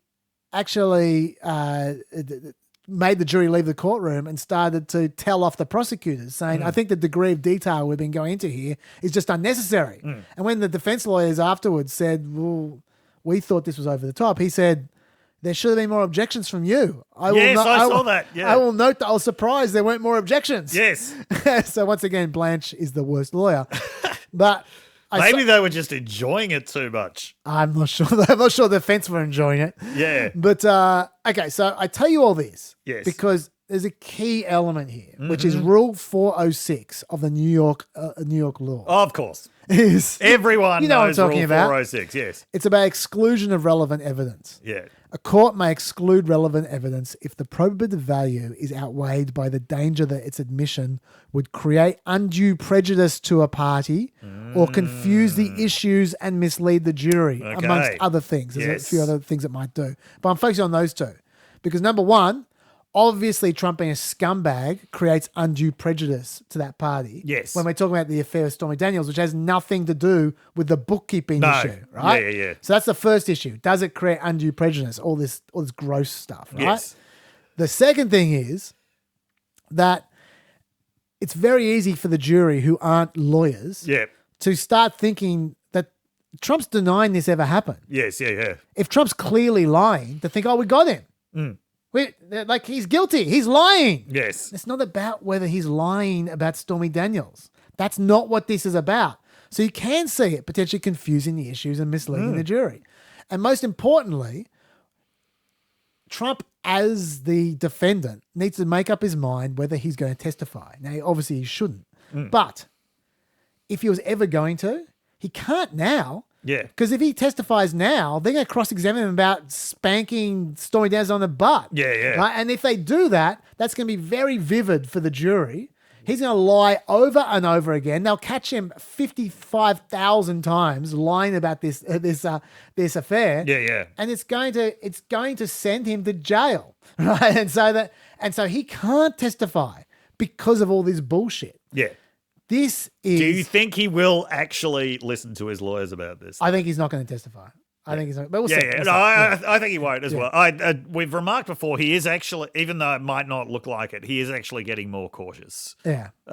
Because this election is becoming very high stakes to him now, and he knows that a conviction could alter the balance of opinion against him. So I agree with you. Good. 4 years ago, he totally would have been. Absolutely. He would have been testifying. 4 years ago. He would have been testifying before he was called on to testify. Yes. He'd just be calling out. He would be. Stormy Daniels' testimony. Yeah. Okay. So anyway, that was my quick summary of the last week. Yes. Right? Yeah. But I've done that Yes. to just now pause. Mm-hmm. Let's go to Harvey Weinstein. Okay. Yes. And then you'll see where this is going. Yes. Yeah. Okay. Now, you may have heard that Harvey Weinstein has had his conviction overturned. I want to talk through that.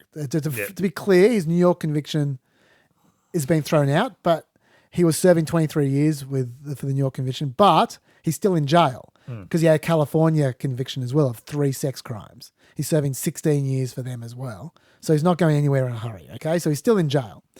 What were the New York charges? He was convicted in February 2020 of first-degree sexual assault for forcing oral sex on production assistant Miriam Haley in 2006, and also third-degree rape for having non-consensual sex with aspiring actress Jessica Mann in 2013. Why were the charges thrown out? There's something called the Molyneux Rule in New York. It's from a 1901 case which established the idea that the government should be limited from introducing evidence of uncharged conduct as it could unfairly prejudice a jury against the defendant. And I'm sure you can already see where this is going. This doesn't apply to all uncharged conduct, though. No. There's a basic question to see if the Molyneux Rule applies. Does the testimony merely establish propensity for criminality? If the answer to that is yes, then you can't use it. It needs to establish something else. If the other testimony establishes evidence of intent, or it helps identify the defendant, or it shows that he has a signature style or a peculiar method for carrying out his crimes, then you can use it. Yes. Yeah. Right? It's just got to be useful to prove something else other than just he's a bad guy. Yeah. You can't just use evidence just from some other thing completely. Just go, he's a bad guy. In Weinstein's case, the prosecution convinced the judge to allow 3 extra witnesses to testify about their experiences with Weinstein. One said she met him in 2004 when she was an actor. Weinstein said he could help her with her career. Then he assaulted her in a hotel room, allegedly. A second actor said Weinstein raped her in her apartment, allegedly. A third said Weinstein masturbated in front of her and groped her in a hotel room. 1, 2, 3. Allegedly. None of those allegations have been proven. And none of them had anything to do with the incidents he was being charged for. The prosecution just wanted to show that this was a pattern of behaviour from Weinstein. Now, the Court of Appeals held 4-3. You can't do that. Judge Jenny Rivera, who is the head of the Court of Appeals, said, under our system of justice, the accused has a right to be held to account only for the crime charged, and thus allegations of prior bad acts may not be admitted against them for the sole purpose of establishing their propensity for criminality. And what made this much worse, she said, was that the trial judge ruled that if Weinstein testified in his own defense, prosecutors could cross-examine him about all those other cases. That was the real big no-no. Yes, yeah. So Weinstein knew if he took the stand, he'd be asked about all these other allegations, which in itself would be prejudicial for the jury. So he wouldn't take the risk of taking the stand. That deprived him of his best chance to defend himself. And that's why they let him off. Yeah. Well, that's why they dismissed the charges. It doesn't mean that he's gotten off the charges completely. It just means he has to have a new trial. Were they right to do that? Well, let's look what the prosecution said. The prosecution said that the 3 women's testimony did prove something special about Weinstein, helped to rebut Weinstein's claim that he only engaged in consensual sexual acts. That seems like a pretext to me. What do you think? Agree. Yeah. It's just not good enough. That's just another way of saying that shows he's a criminal, which is what they need to do more than that. Obviously, I'm not a New York lawyer. I've just read a few articles. I have no idea what I'm talking about, but to me, it sounds like the majority was right in this case, and they did actually compromise this trial. As an interesting aside, in the California case, they have no such issues because those rules don't exist in California. There you go. Good old California. They used to have that kind of rule. In 1996, they changed the law to allow witnesses to just show an alleged pattern of behaviour or propensity to commit a crime. And now there's so much of this shit that they actually investigate sexual assault allegations that have passed the statute of limitations just so they can jerry rig them into other prosecutions. Wow. Anyway, my point is now I think obvious. If it works for Harvey Weinstein, it can work for Trump. This is New York we're talking about here, the same appeals court. Yeah. All right. So if Stormy Daniels blabbing the mouth off with all the beautiful goss is seen as prejudicial, he's going to get his conviction overturned if he's convicted. If they say he couldn't testify in his own defense because this was hanging over his head, he's going to get a conviction overturned. So this may be the most important thing of this first 3 to 4 weeks in terms of the final outcome. Yeah. We don't know. I don't know. But just throw that out there. There you So go. that's my Stormy Weinstein section. Dave, do you want to talk about any of that? No, I don't. No. Do you want to talk about polling, Dave? Tell us about polling. Yeah. So there's been some very interesting polling recently. We'll start with the very big picture, which is that the polls are extremely close at the moment. Yep. And when you have a look at basically all of the national polls now, there are almost none that are more than 2 points apart. Yeah. Either way. Also, we're seeing more and more polls that have Robert F. Kennedy Jr. as a factor. Yep. I would say there's still not quite any clear direction about who he's taking more votes off. Yeah. There's enough polls where he's taking slightly more off one, slightly more off another. I would say there's no clear there's no clear trend around that. Although his numbers are remarkably stable. It's like nearly every poll shows 12%. Yeah. Yeah, 12% for Robert F. Kennedy. Some of the big differences between polls are basically how much they are getting people to commit to one of the candidates. So you'll see poll like the USA Today Suffolk poll, it's like 34% each that they get. There seems to be a lot of soft commitments at best out there at the moment. One of the striking polls recently was an ABC poll that showed poll of adults, Trump ahead by 2. Poll of registered voters, Biden ahead by 2. Poll of likely voters, Biden ahead by 5. Now, the big caveat on that is likely voter screens have not always proven to be very good. Sometimes they actually perform worse than the register voted screen. That's a sign that you've got your model fundamentally wrong. But there is kind of an overall trend emerging that the bigger the screen that you put on there, the better Biden is doing. Yes. So the far more solid screen is between adult and registered voters. Most of the time when I'm seeing a registered voter screen, Biden is doing better. Yes. I don't think I've seen any polls of adults that have shown Biden in front.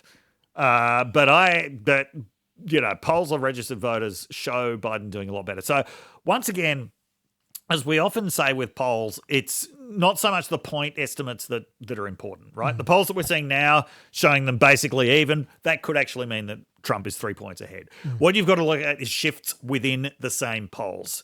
And the shifts within the same polls indicate Biden does better when there's a registered voter screen and even better when there's a likely voter screen.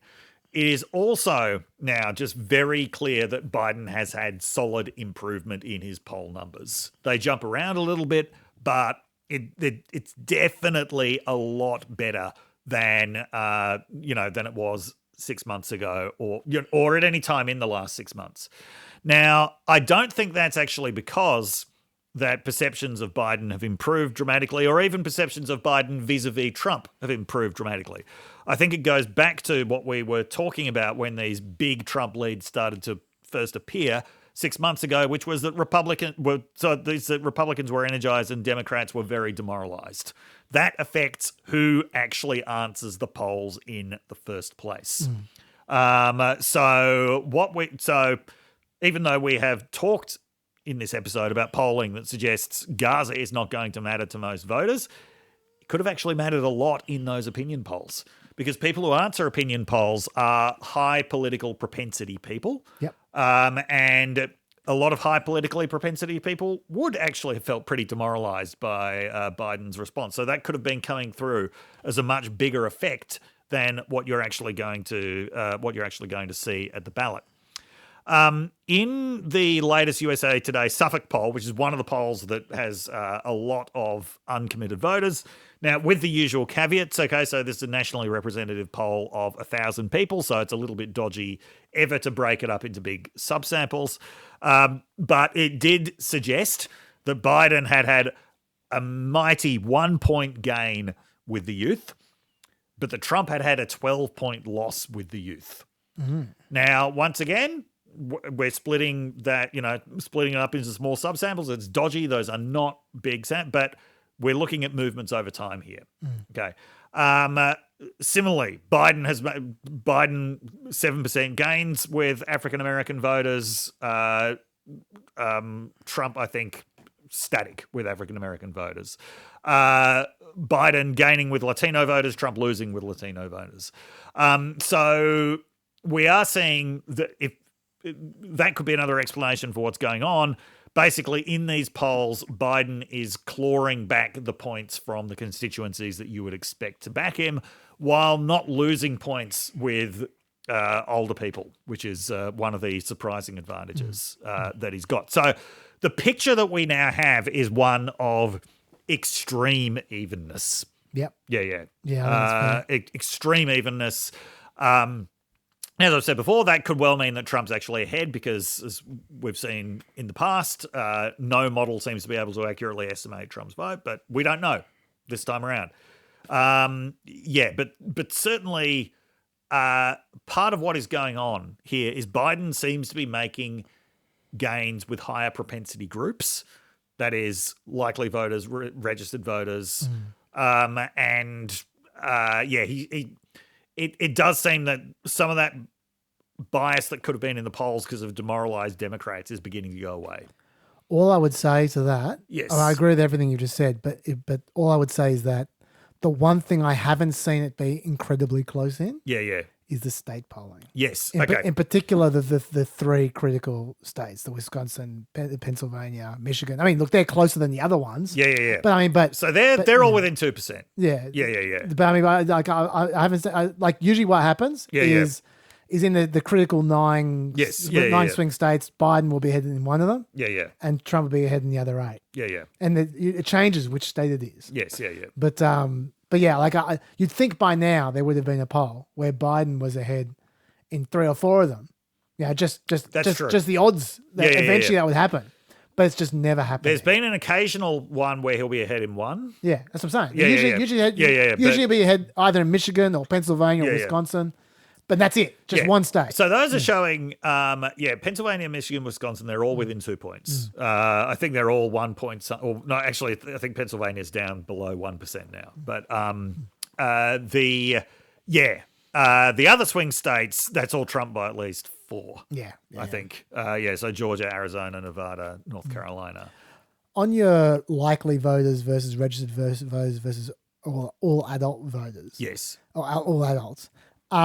It does provide you, the viewer, you, the pepper, with a remarkable opportunity to see which of your media outlets can you trust. Yeah. And which of them are incredible hacks. Yes. Because, as Dave correctly said, depending on the same poll, will be able to be reported in 2 different ways. ABC. Yeah. Now, the way that ABC itself reported that poll is Trump in the lead in a tight race. They're reporting on the adults. Yeah. Yeah. Well, and the National Review reported you have to squint to find good news for Biden in the latest poll.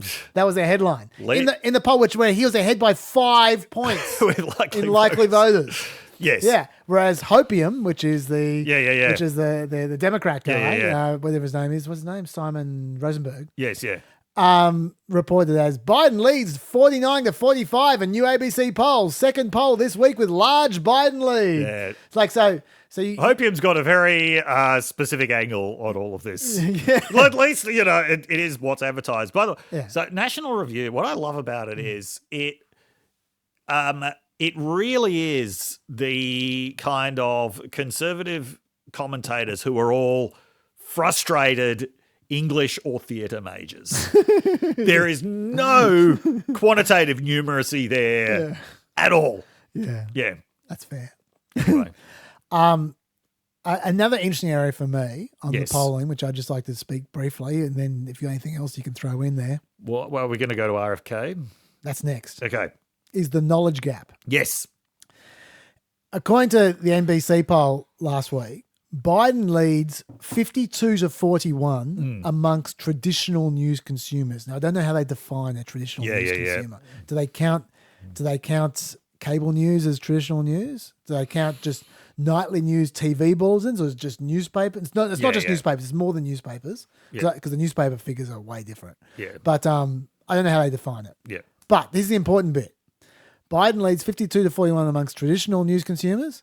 Trump leads 53 to 27 amongst people who don't follow news at all. There you go.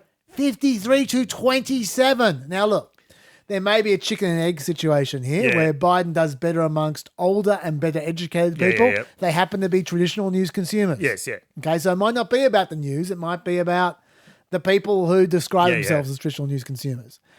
But I don't think it's that. No. And the reason why is because there's middle ground here as well. Yes, yeah. Trump leads 47 to 44 amongst digital news consumers. Yes, yeah. Trump leads 46 to 42 amongst those who follow news on social media. Yeah. Trump leads 55 to 39 from those who watch politics on YouTube or Google. And then, like I said, 53 to 27 amongst people who consume no political news. So the very liberal kind of news, Biden does better on. The very conservative kind of news, Trump does a little better on, but the no news, yes. Trump kicks ass. Yes, yeah. So I do think there is a I wouldn't knowledge necessarily say, though, that traditional news is all liberal, because I think, the single biggest source of news for Americans is still the big three news broadcasts. Yeah, which I wouldn't call that liberal at all. Well, Trump would call it liberal. I'm sure Trump would call it liberal. Okay, now forget Trump. National Review would call it liberal. Yes, like people who aren't insane, who are conservative, would call it more liberal than it's more liberal than YouTube, than them. or than social media, right, etc. But yeah, anyway, look, you can oversell this. Yes, yeah. But I think the broad lines of saying traditional news, 52 to 41 Biden. Yeah. No news, 53 to 27 Trump. Yes. That's a takeaway. That is. And I'll give you a couple of quick case studies on this. Trump's slogan should be "No news is good news." Very good. Very good. That's going into the blurb. A couple of quick case studies. Politico, their latest poll, Politico Morning Consult, 40 to 37% of registered voters say that Trump has done more to promote infrastructure improvements and job creation than Biden, even though Biden has the biggest infrastructure bill in history. Yeah. And Trump...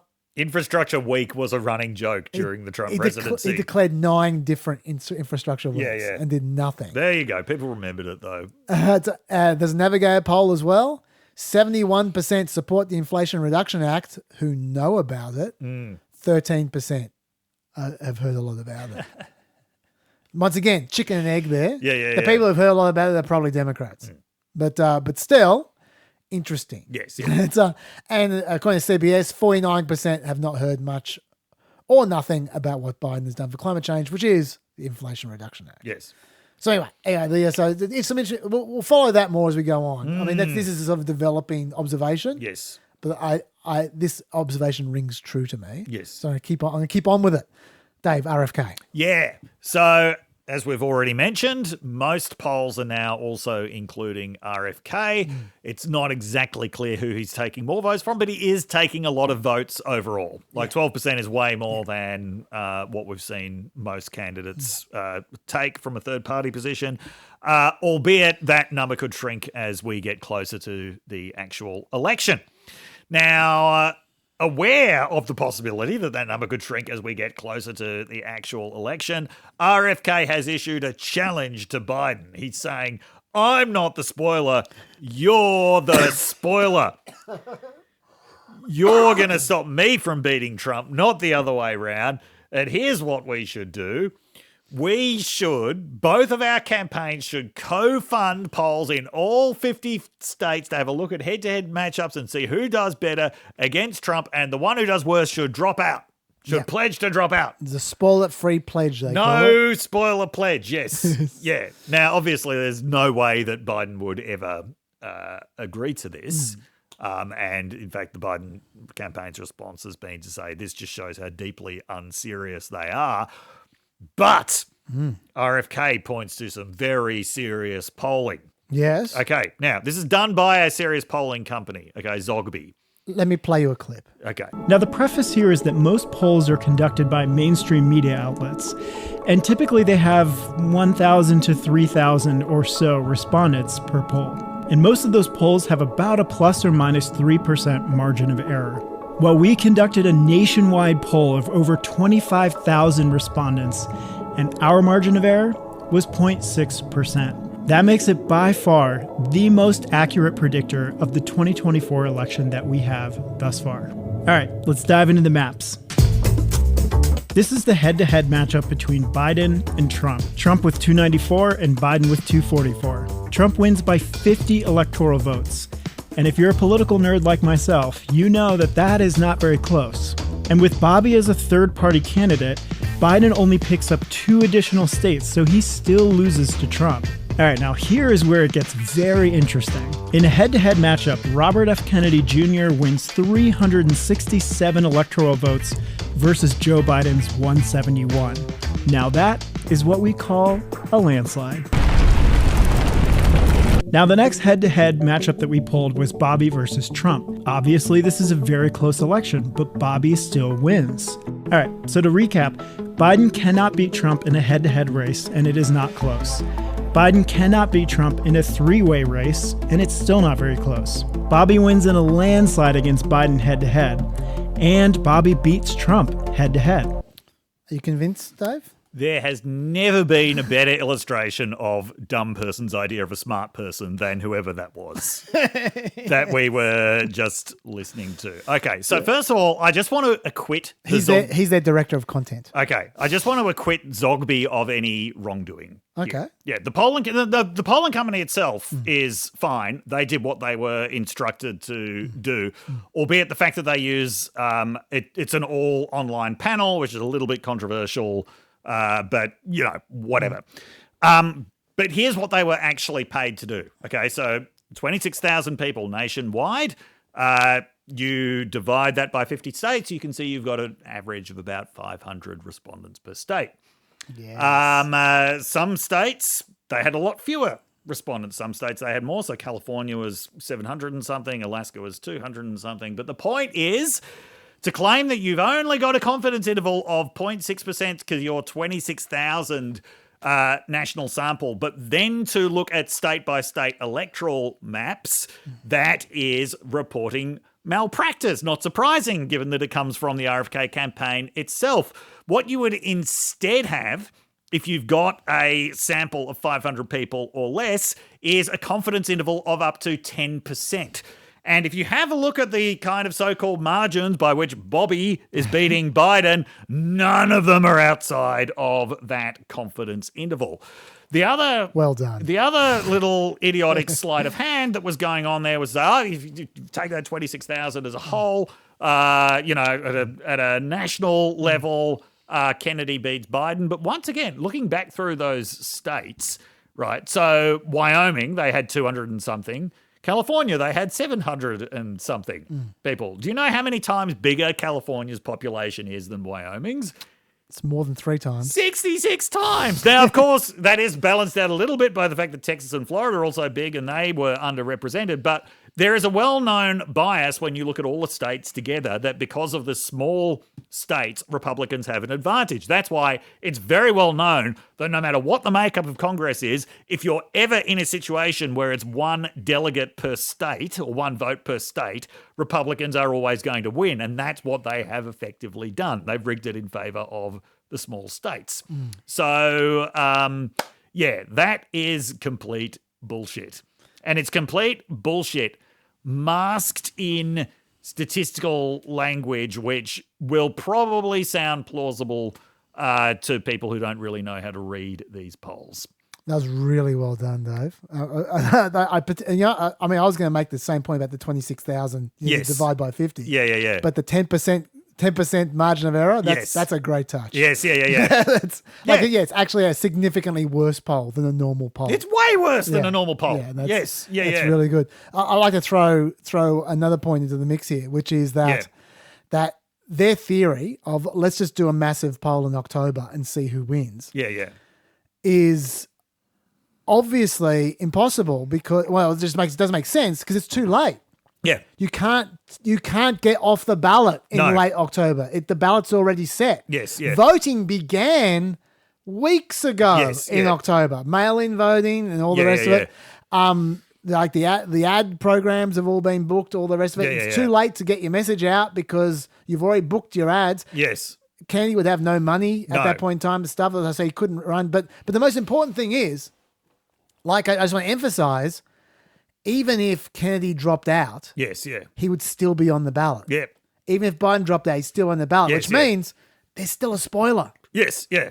And the best point I'd like to make about this is that despite the overweening smug confidence of that guy, what he just told you was that in the real world, when there's three of them, RFK didn't win a single state. No, he didn't. It was Biden or Trump. Right? Which means he's admitting that RFK is the spoiler by definition. This is not some trivial detail. Right? RFK won 0 states in their own poll. The fact that Trump and Biden both get in the 30s or 40s and RFK consistently gets that magic number of 12%, that is not an irrelevant detail to this when that's the choice that people are given. Yes. Yeah, between the three of them. And there literally is no other option unless one of them drops out in the next couple of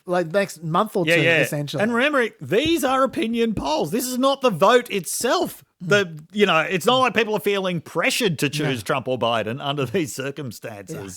This is a poll. So so we don't think much of the spoiler. We do not think much of the spoiler factor. No. Maybe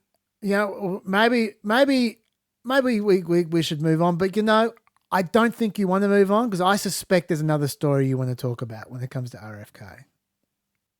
Oh, yes. The worm. Yeah. Go for it. Look, shall we put the headline up for them? Are you referring to Robert F. Kennedy Jr. says doctors found a dead worm in his brain? Yes. Now, this is the perfect Kennedy headline in so many ways. One is because he does have this almost self-defeating honesty about it. I love it. Damn right I was on Jeffrey Epstein's jet. Damn right my wife did a lot of stuff with Ghislaine Maxwell. Like any other politician would euphemize that in some way. He actually goes into some... so even if his campaign is incredibly dishonest about things like polling, that is a very honest description of what actually happened. He was losing memories. He was losing vocabulary. Because of the fact that there was a worm eating his brain. Well, he said he was. Yeah. Let's remember the context in this. Yes. The context was he said this was happening while he was trying to explain why he didn't have any earning capacity at that point in time during his divorce, so he couldn't pay child support. That's the context. Okay. So the honesty of RFK might extend to his divorce proceedings. Maybe it doesn't quite go all the way there. I don't Yes, maybe I have been giving him too much of the benefit of the doubt. Yes. So just once again, it is not the opinion of any institution that RFK is in fact an honest man, especially Especially not the University of Sydney. especially in his divorce dealings. Yes. Yeah. This actually reminded me once again. Yes. One of the worst offenders in comedy songs. Oh, yeah. They Might Be Giants. Do they count as comedy songs? Yes. They're more novelty songs than comedy songs. That's true. That's true. And I think there is like calling Ween Push the Little Daisies a comedy song. Okay, there is a meaningful distinction between novelty and comedy songs. It's true. But they're trying to be funny. You think? And they're not. No, they're definitely not. Yeah. Yes. Yeah. One of the only questions I've ever asked ChatGPT is, can you write a song in the style of They Might Be Giants? Really? Yeah, and it did write a suitably shit song about, like, I'm a little robot, I like to dance. I'm like, great, can you make it worse? So it's truly in the style of They Might Be Giants. And did it? No, ChatGPT said ChatGPT is not allowed to make deliberately bad art. That's why people will always be superior to artificial intelligence. Yes, because of the They Might Be Giants factor. That's right, yeah. But anyway, it reminded me of one of the worst They Might Be Giants songs, Dr. Worm. Yeah. Yes. Yeah. We're not going to play that. No, we are definitely not playing that. So you reckon they're trying to be funny there? Yeah. Yeah, I guess they are. Trying to be funny and wacky. Yeah, I definitely try to be zany. Yes. No doubt about that. Yeah. Don't look it up, folks. Don't look it up. If you're like 30-something or 20-something, just don't. No, just don't. it belongs in the bin with bare naked ladies and the presidents of the United States of America. Don't look them up either. Don't look them up. We will not be held responsible for the consequences. Yeah. No, okay. Yeah. With the BrainWorm thing, I did this on Play America as well, but I do feel an obligation. Yeah. Just explain the BrainWorm. Oh yes, yeah. Because it really isn't actually nearly as bad as it sounds. No, it's not as X-Files as it sounds. No. Like it's a thing called NCC, which is neurocysticercosis, where people are exposed to the eggs of, like, there's 6 or 7 different parasites it could be. Yeah. In RFK's case, they think it's a pork tapeworm. Mm-hmm. Maybe he was on a pig farm or something like that, and he was exposed to it. I don't know. I got no idea. We know his opinions about pig farms. Oh, that's right. Yeah. I can't believe I forgot that. Yes. Remember, he said pig farms were worse than Osama bin Laden. Yes, that's But maybe why. He's actually been hanging out on one. That's why. Osama bin 'Cause Laden he got worms from them. Never gave him a brain worm. No. Anyway, Yeah. if you swallow the eggs, if you're exposed to the pork tapeworm You eat eggs, the eggs. yeah, I mean they're very small, so you wouldn't. So if you just have it, like if you don't wash your hands with using contaminated food, In you can get it on 19th your century Paris, weren't tapeworm eggs used as diet pills? Really? Yeah, I think so. I did not know Because that. you get enough tapeworm. Or maybe Dude. maybe it's a different type of tapeworm. Dude, this is the motherlode for Trivia Chris. Yeah. Trivia Chris, look that up. That's a question for you right I there. think that might be true. Yeah. I also think there's a certain possibility that it's false, but I think it might be true. He can do his own research. You're giving him a great lead I'm there. surprised this isn't being marketed as alternative medicine now. Well, but you end up with brainworms. Yeah, That's the problem. that's true. Yeah, so anyway, so if you swallow the eggs, Yep. the eggs hatch in your stomach, then the larva crawls out looking for pig muscle because it's a pork tapeworm. They end up in your brain for some reason I don't understand. They can't, That's the bit that most resembles a pig. I guess they can't, but they can't grow there. They don't eat the brain as much as it was misreported. Have you ever eaten brain, Jazz? No, I haven't. It's kind of like a novelty food. Really? So you can, like, Is it if They Might Be Giants were cooks? if you live in Sydney, go anywhere, or in probably just about any major city now, go anywhere where there's mullah tongue, and you'll probably find brain on display. I first had it at a hot pot place in Chatswood called Heidi Lau. Yeah. Yeah, novelty food. I might do the opposite of that. It's Thanks, Dave. yeah. Like, it doesn't really taste of anything, but you can say I've eaten brains. Okay. Yeah. Oh, I can say that as well. There you go.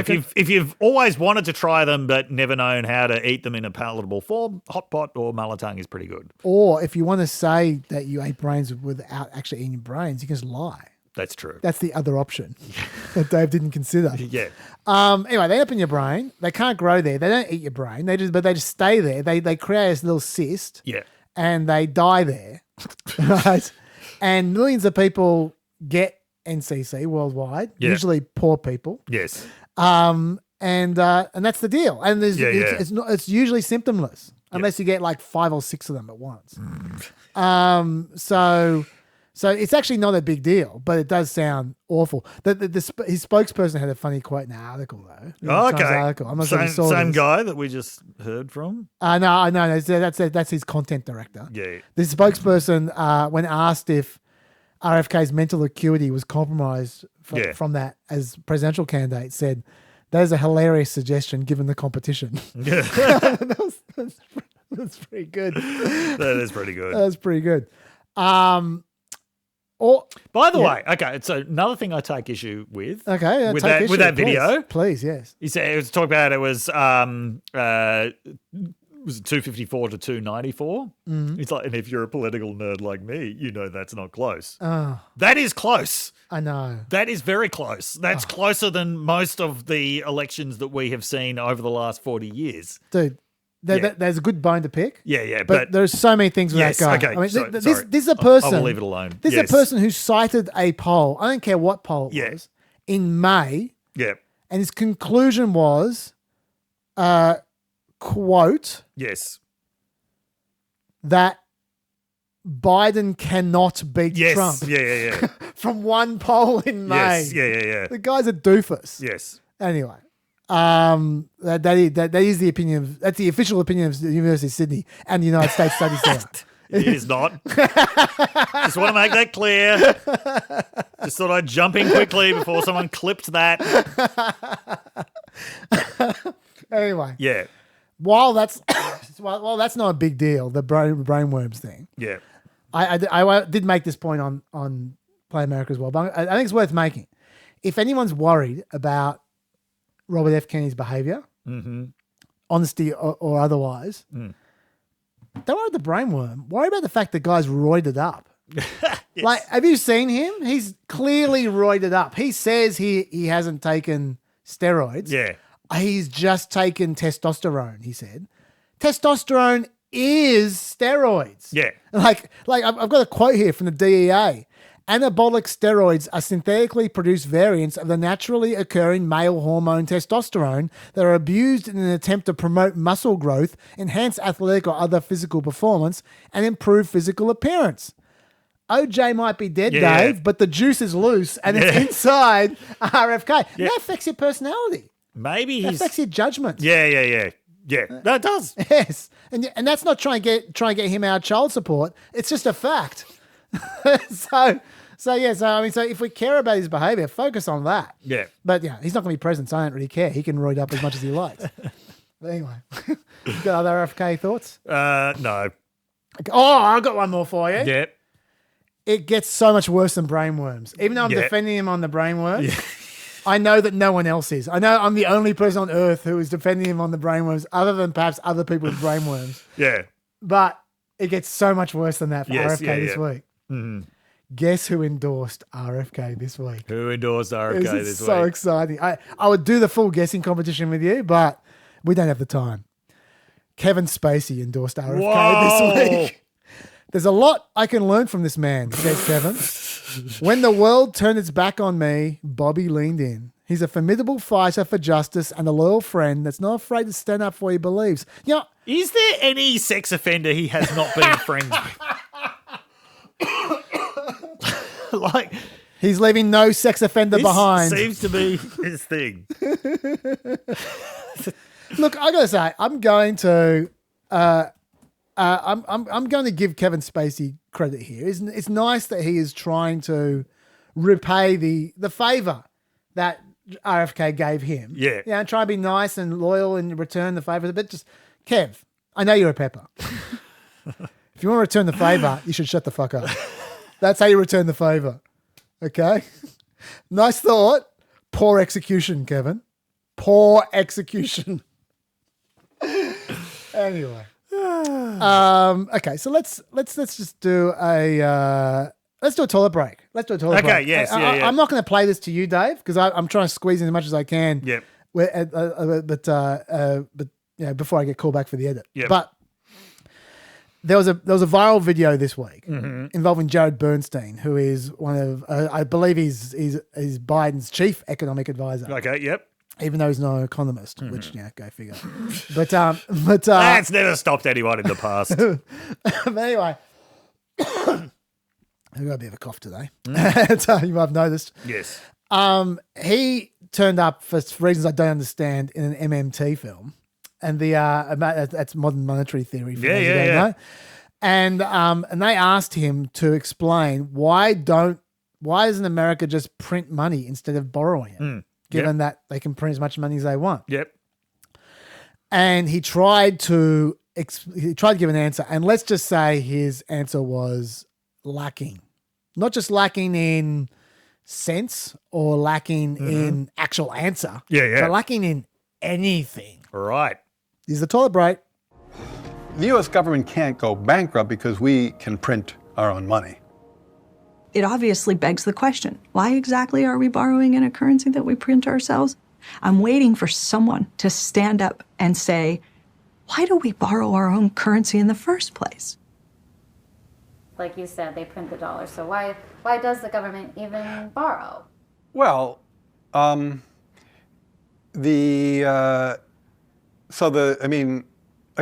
some of this stuff gets, some of the language and concepts are just confusing. I mean, the government definitely prints money, and it definitely lends that money, which is why the government definitely prints money, and then it lends that money by selling bonds. Is that what they do? They sell bonds. Yeah, they sell bonds, right? Because they sell bonds and people buy the bonds and lend them the money. Yeah. So a lot of times, at least to my ear with MMT, the language and the concepts can be kind of unnecessarily confusing, but there is no question that the government prints money and then it uses that money to I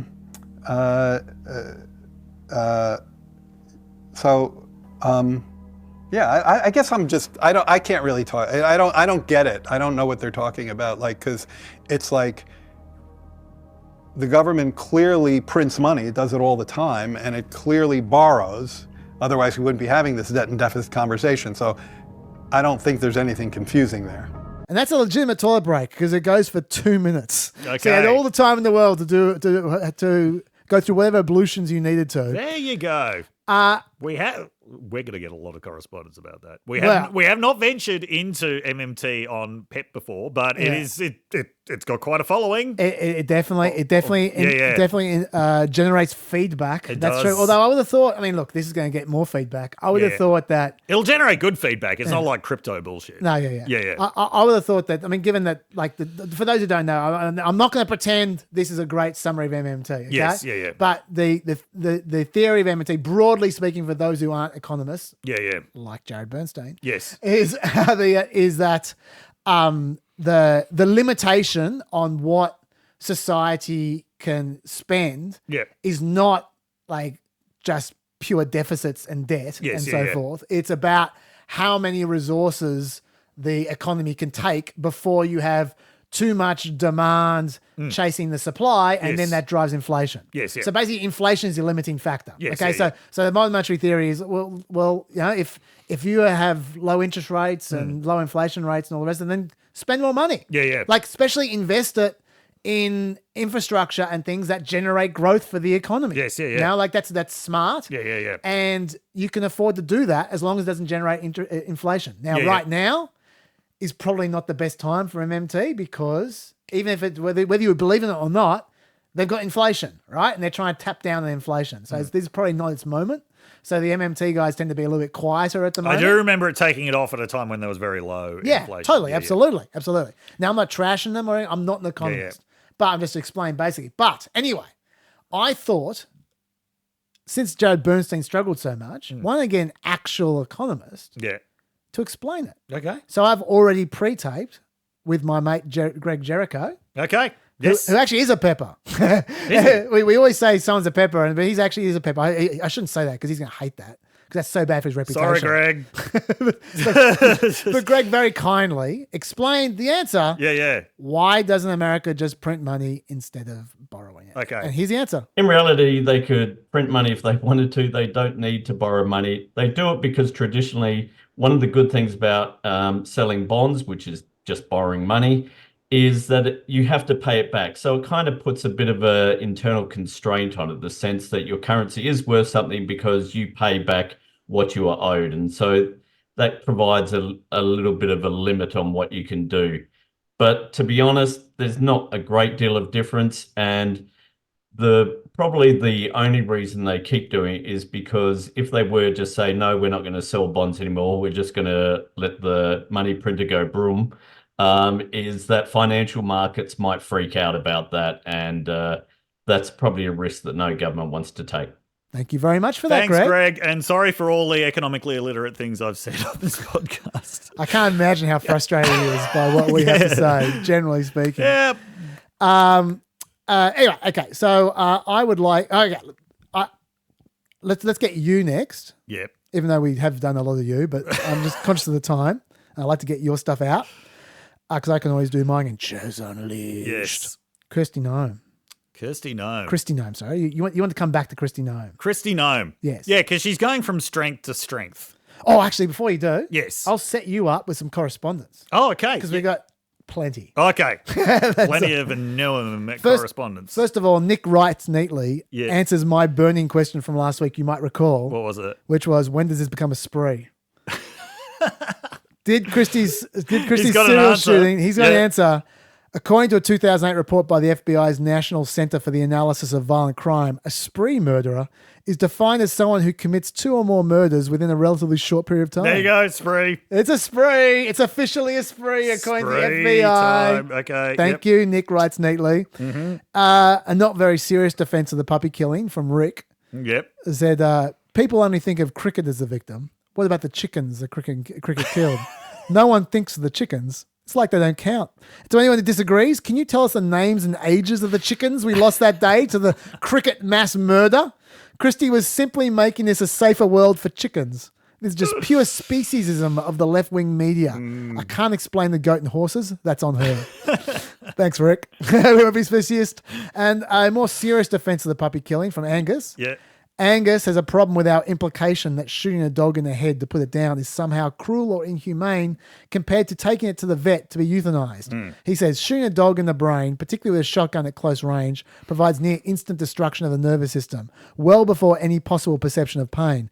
Doing this in the field on a hunting trip where the presence of a gun is not a surprise and the dog is enjoying itself seems particularly humane to me. For many dogs, a trip to the vet is scary and stressful at the best of times, and injections hurt.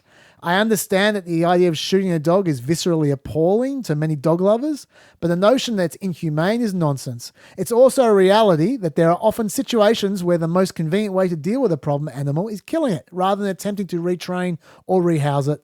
There are people who genuinely object to this valuation of animal life, but the revealed preference of a vast majority of us is that we are willing to kill animals for snack food, let alone to avoid the work and stress involved in retraining a dog. What do you think of all that? Yeah, I was going to say it's not convenient for the animal. No.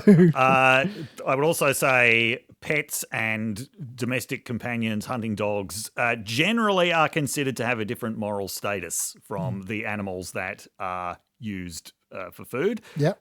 There's more of a sense of a compact that actually involves caring for that animal. Yep. And if we're talking about vast majorities of people, I would say that vast majorities of people, their move would not have been to kill the dog.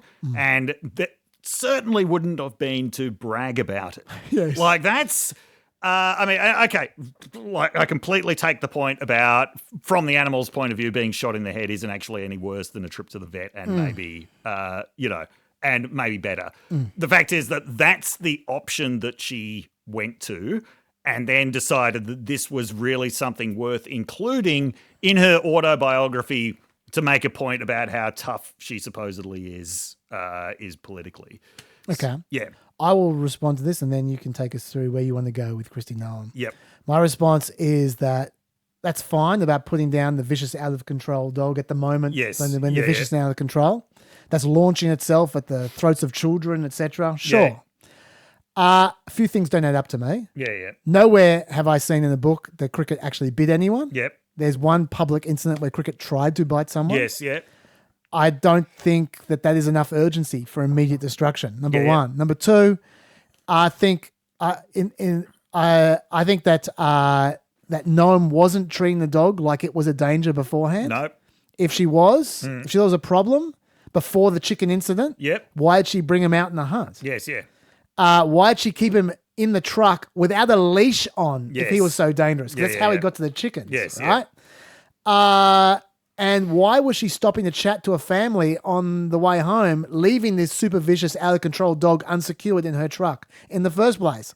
That doesn't make sense. Thirdly, if cricket was so scary, why was her 7-year-old daughter not scared of cricket? Yeah. Remember, as soon as the daughter came back, she asked, where's cricket?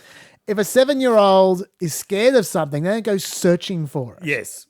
All right, so, and of course, the urgent put them out of their misery theory, which I think is well argued, give you full credit, doesn't apply to the goat. She shot the goat twice. So it wasn't too rapid. So there you go. Anyway, so tell us about Kristi. I mean, it's more convenient to kill the animal than retrain it. If that's your attitude, don't have hunting dogs that require training. Yes. Training that might be more difficult than you initially think it is if you're a lazy future politician. Yes. Okay.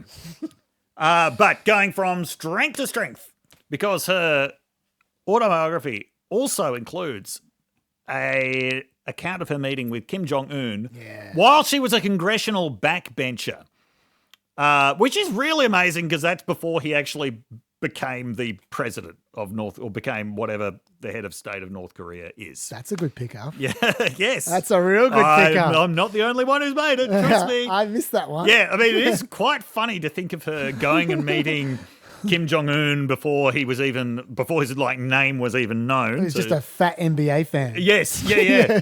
And he didn't leave North Korea until maybe 2017. I think it might have been that summit in Singapore, which he, by the way, went to by train because that's the only form of transport that he trusts. According to her, she met him in the demilitarized zone. Well, no.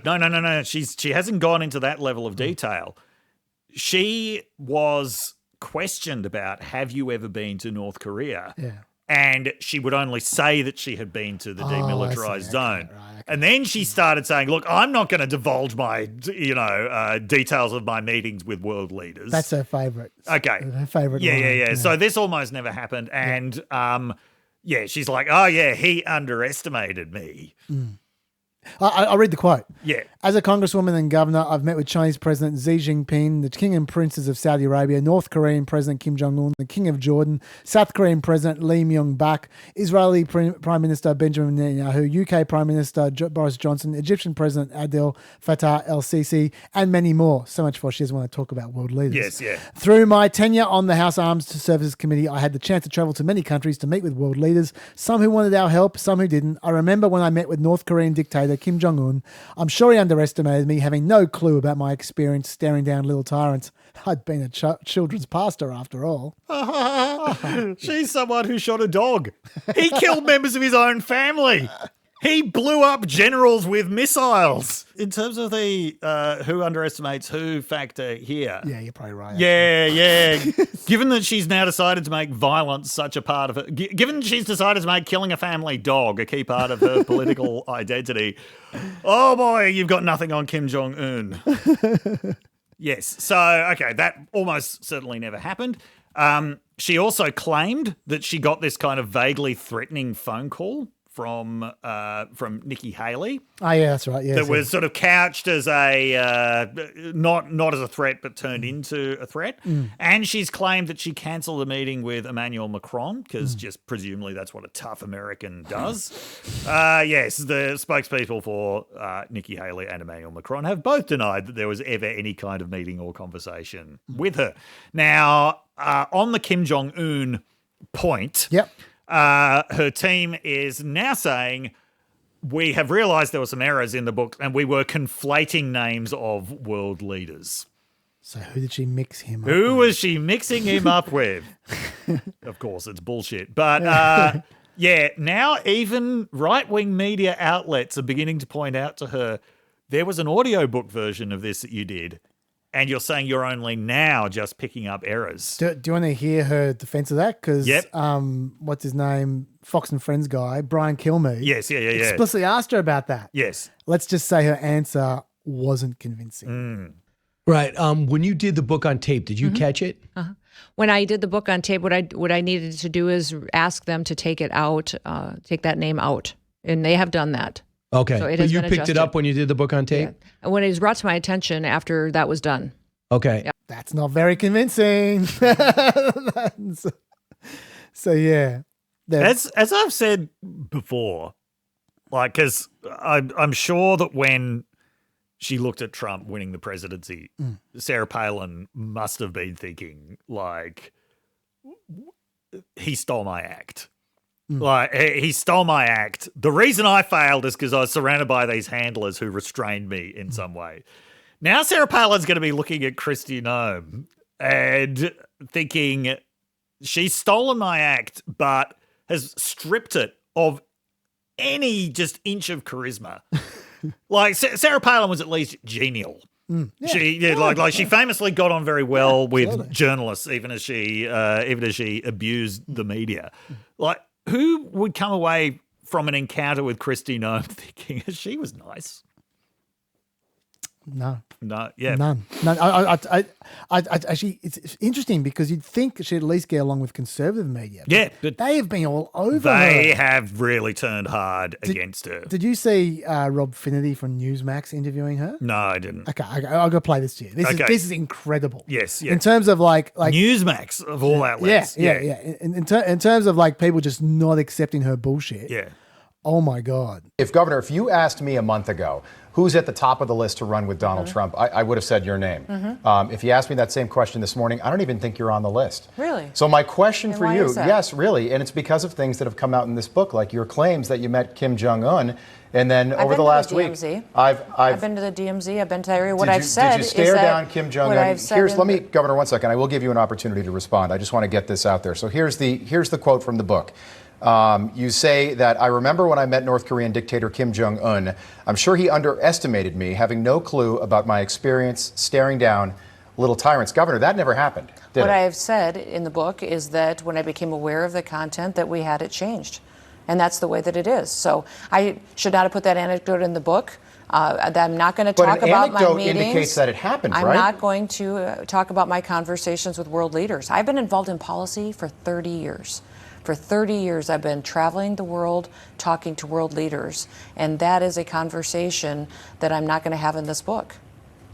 So I've answered that in interviews already. I've been very forthright, and I think that a typical politician wouldn't be that honest. As soon as it became to my attention, I asked for the content to be changed, and it has been. Governor, I'm not asking you about the details of this alleged meeting. I'm asking if the meeting actually happened.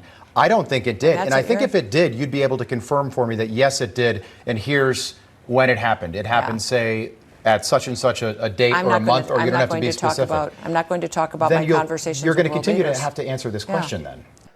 Can I just say, like, Don't mess with Finnerty. how humiliating it is to be gotcha'd by Finnerty. Okay? Because this is, because I'm like, God, this guy sounds familiar. Suddenly I remembered what it's from. This is from Wikipedia. On April 1st, 2022, Finnerty interrupted his show with the false breaking news that Russia has apparently surrendered to Ukraine, then asking unaware guest Mark Halperin for his thoughts. When Halperin began to respond, Finnerty cut him off to gleefully say that the whole thing was a prank and mock Halperin for falling for it, upsetting fellow Newsmax employees behind the scenes, according to several news outlets. Noem, this is the guy that you've just been gotcha'd by. She's been Finnerty'd. She's been Finnerty'd. He should have just mocked her straight afterwards, Yeah. just like he did Halperin. Anyway, so she's struggling a bit there. She is struggling a bit. She really is. I would say he's right. She's off the list. I think. I think she's up there. Oh, well, actually, here's some more correspondence. Oh, okay. Yeah. Yep. Matthew says, I disagree about the dog incident hurting Noem's chances of being Trump's running mate. 1, she hasn't backed down. 2, she's good with the media and wouldn't get caught out. Sorry, Matthew, not sure I agree with that. No. 3, Trump is supported by people who love him and people who think that he'll fix the economy, and she doesn't hurt him with those. 4, nobody tells Trump what to do. 5, the dog thing will hurt her long term, meaning she has no longevity, meaning that she isn't the success in the MAGA, and it can remain all about Trump. Plus, I think that the troll should have a Noem as a running mate. It's a great kicker. Oh, that's nice. But what are your thoughts? Do you disagree with Matthew? I do. Yep. Because this will actually be the time that Trump has found out that Noem owns dogs. Oh, okay. Trump hates dogs. He does. Trump hates all animals. He's a germaphobe. He's not going to want to be around someone who associates with dogs, even if it's just for the purposes of killing them. See, I'll tell you why I'm 100% sure that Trump won't go for it now. Yeah. Even though I thought she was going to be the vice presidential pick. You were very bullish on her, yes. Yeah. The reason we don't pick her is because I'll tell you what Trump doesn't like more than anything else on earth. What? Being laughed at. Yeah. And she has been laughed at more than anyone. Yes, yeah. For like a week now. Yes. So Trump will just stay as far away from that as he Yeah. possibly can. But I would just more seriously, I would just reiterate the point. He is a lot more cautious than he used to be. Yes, there was a time he would have just picked whoever is going to piss the Liberals off the most. Not anymore. He's a lot more cautious about because the stakes are so high for him in this election. Yeah, that's a fair call. Also, on what we were talking about last week, when we were not arguing, but we were debating whether she was trying to stamp down on a potentially unhelpful anecdote that might, like the limited hands, trying to leak out in her own way something she thought might be a problem down the track. Yes. Or whether she thought it was a genuinely good thing. Yeah. I have more evidence that she thought it was a genuinely good thing. Yep. And what that evidence is that she tried to put it in her first book as well. Oh. But the publisher rejected it. No one won the story in because it showed a decisive person who was unwilling to be bound by namby-pamby niceties. Oh, my God. But the publisher saw it as a bad taste anecdote that would hurt her brand. And so now she put it, when she got a different publisher, she put it in the second book. She really, really liked this anecdote. She loved it. I mean, I was reading... So, because everyone's milking this story for the most they could get. So, Washington Post had a story today like, I talked to South Dakota's dog traders. Here's what they've got to say. And what they had to say was something along the lines of, a lot of people in rural circumstances have had this moment where they've had to put down an animal or have accidentally shot a dog. Nobody brags about it. Like, nobody talks about it. It's not something people are proud of. Could we be clear about this? It is a brag. Yeah. And I'll tell you why. This is my favorite bit of if you haven't seen the Face the Nation interview with her, definitely watch that. Margaret Brennan was very funny. Yeah. Like in her seriousness. But she made an excellent point, which was the name of the chapter that this was all in. Yeah. Was Bad Day to Be a Goat. So it was a brag. It was definitely a brag. There's no doubt. Bad day to be a goat. Yeah. I'd like to play 2 more clips of Noem before I'm done. Yeah. I don't know if you have anything else. I feel like you're done as well. First of all, hats off to Stuart Varney for once again, more Fox for the most comedy in terms of an interview, the best comedy element of this interview. And this was he didn't do this on purpose, but he still was responsible for delivering the comedy.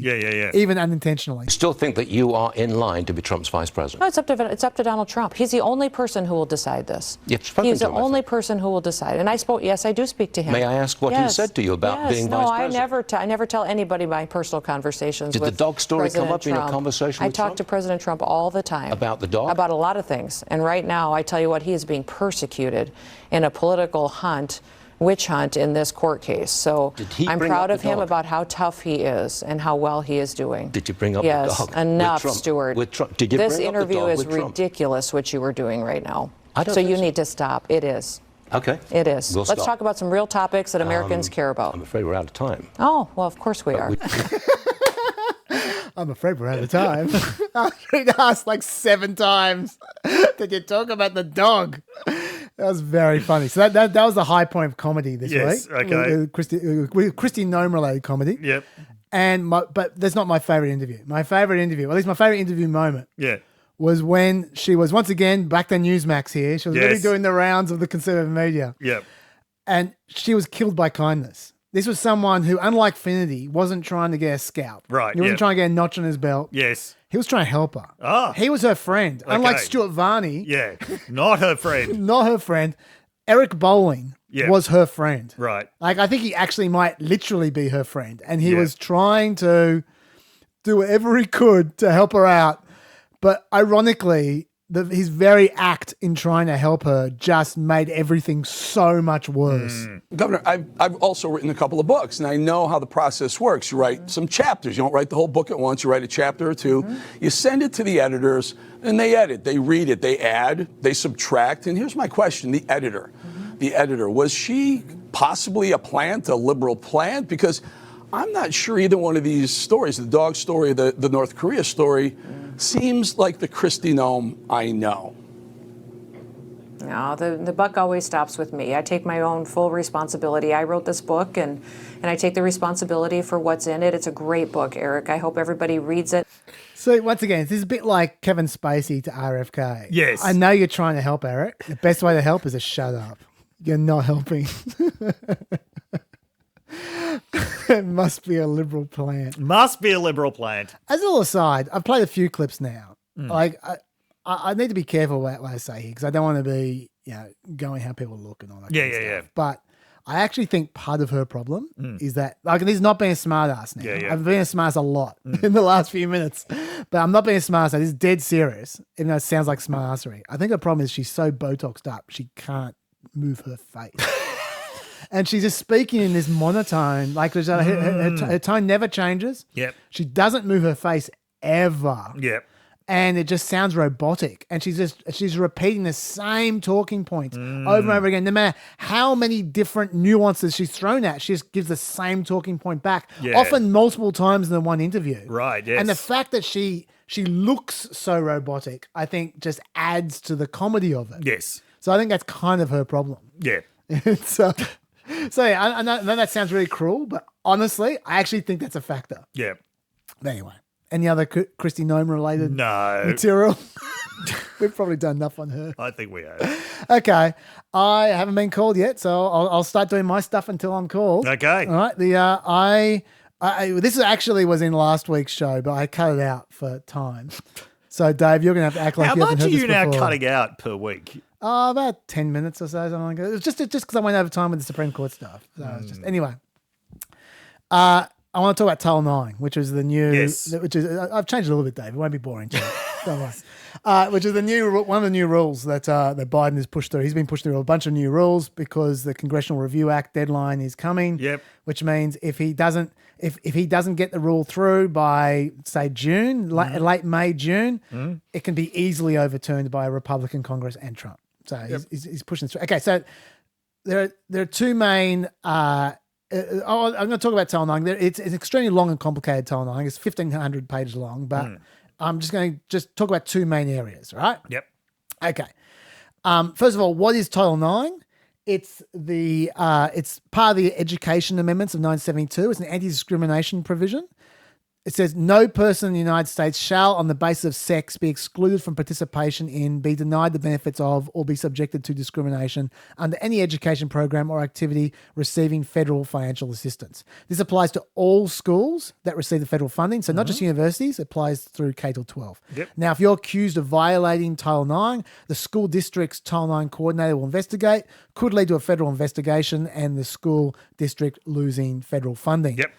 Okay, so the first area is about sexual misconduct discipline. Now, there's been a back and forth from the Obama administration to the Trump administration and back to the Biden administration here, talking about due process rules when someone is accused of sexual assault or harassment, these are not criminal proceedings. This is not a trial. It's just a hearing that determines if you're punished by, the university. And if you recall, Dave, you recall from last week, but also if you recall from when we first started 4 years ago, I was on the side of the Trump era guidelines. I actually agreed with the Trump guidelines. Yes, I do remember this. Reverting the Obama guidelines because I liked it being more like a trial, and that's what they did. They the Trump era guidelines insisted on a live hearing where the accused is presented the evidence against them, and they get to respond with a defense, and they get to have a representative cross-examine the accuser. So that's very much like a trial, right? But the Obama and Biden administrations have both before Trump and after Trump, have been concerned that this could negatively affect sexual assault victims. They say that the pendulum with Trump swung way too far towards the accused. So they have what they call a single investigator model, where there's no hearing necessarily. There can be, but there's no necessarily hearing where the accused can defend themselves. They don't necessarily get the opportunity to defend themselves. There is no cross-examination of the accuser. They do not have to provide the accused with the evidence against them, just a verbal description of the evidence against them, and an administrator investigates and decides the case for themselves. The standard of guilt under Biden and Obama is preponderance of evidence, which means 51% chance of guilt is enough. Under Trump, they could choose between a preponderance of guilt standard or a higher standard of clear and convincing evidence.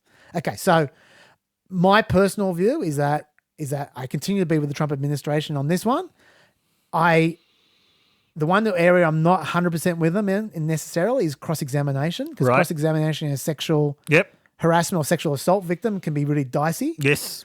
I think you need to. I think the best way you can do it. Oh, here we are. Hello, I'll be down there in 5 minutes. Thank you. Thanks. Hey. All right. That's all right. It's all right. 5 minutes. It's all right. I'll finish this. Let's finish the topic, Dave. Okay. Yeah. I think you need to be careful about cross-examinations. But other than that, I like it to be like a trial. Yep. Do you have any thoughts you'd like to share on that? No. That's okay. We're going fast. I understand. Yes. All right. But that was the first area. The second area is sexual discrimination. The main change is that they've changed the definition of sex discrimination under Title IX to now mean discrimination based on sex stereotypes, sex characteristics, pregnancy or related conditions, sexual orientation, and gender identity. So that means that a school that stops transgender students from using bathrooms or locker rooms or colleges that match their gender identity, that's a violation. A school that doesn't address bullying based on gender or sexuality is in violation. A school that doesn't use a student's pronouns is in violation. There is no duty to notify the parents. Not that they're saying you can't notify the parents. It's they don't mention the parents, so it's up to the school. But doesn't ban parental notification either. That area might be covered by the laws. A school district can't interfere with girls breastfeeding, breast pumping, giving birth, or having an abortion because it's about pregnancy as well. Yep. This is not supposed to affect women's sports. The Department of Education has a separate regulation coming involving women's sports. They're not saying when they're going to release that. My guess is after the election. Yes. Conservatives do have their doubts about that. They say parts of this rule change will affect women's sports, but it's not supposed to. That much is clear. Okay, so theoretically, this shouldn't affect the 24 states that currently ban trans girls from competing in women's athletic competitions, but theoretically. Okay, this could potentially have greater effects than intended, though, because according to Acting Assistant Secretary in the Department of Education under Trump, Candace Jackson, if refusing to treat someone consistent with their gender identity is now considered to damage their mental health, which under these regulations, it may well be considered that. The schools will now have to consider reporting non-affirming parents to Child Protective Services. Wow. Because schools are mandatory reporters of suspected abuse. Right. So that does open up a can of worms. Yes. And you can see some stories popping up over the next little while, which create controversies maybe just before the election. And we all know where worms end up. There may be stories in RFK's brain. Yes. Okay, so there's that. Now, the red states are that concern was raised at the commenting stage of this rule, but it was disregarded. The red states are not happy, unsurprisingly. Especially the change about transgender discrimination. As of this week, 15 states have filed 4 lawsuits against the federal government over the changes.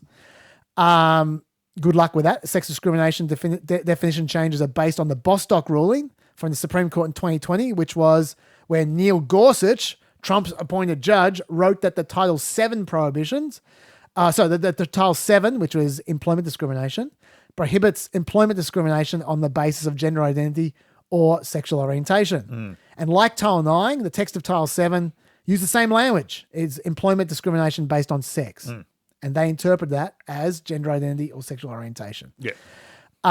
So you're going to have to get the Supreme Court to overturn itself, essentially. Now, to be clear, the Bostock decision doesn't expressly consider Title IX, but since Bostock, a number of federal courts have ruled that Title IX extends to gender identity and sexual orientation. Yeah.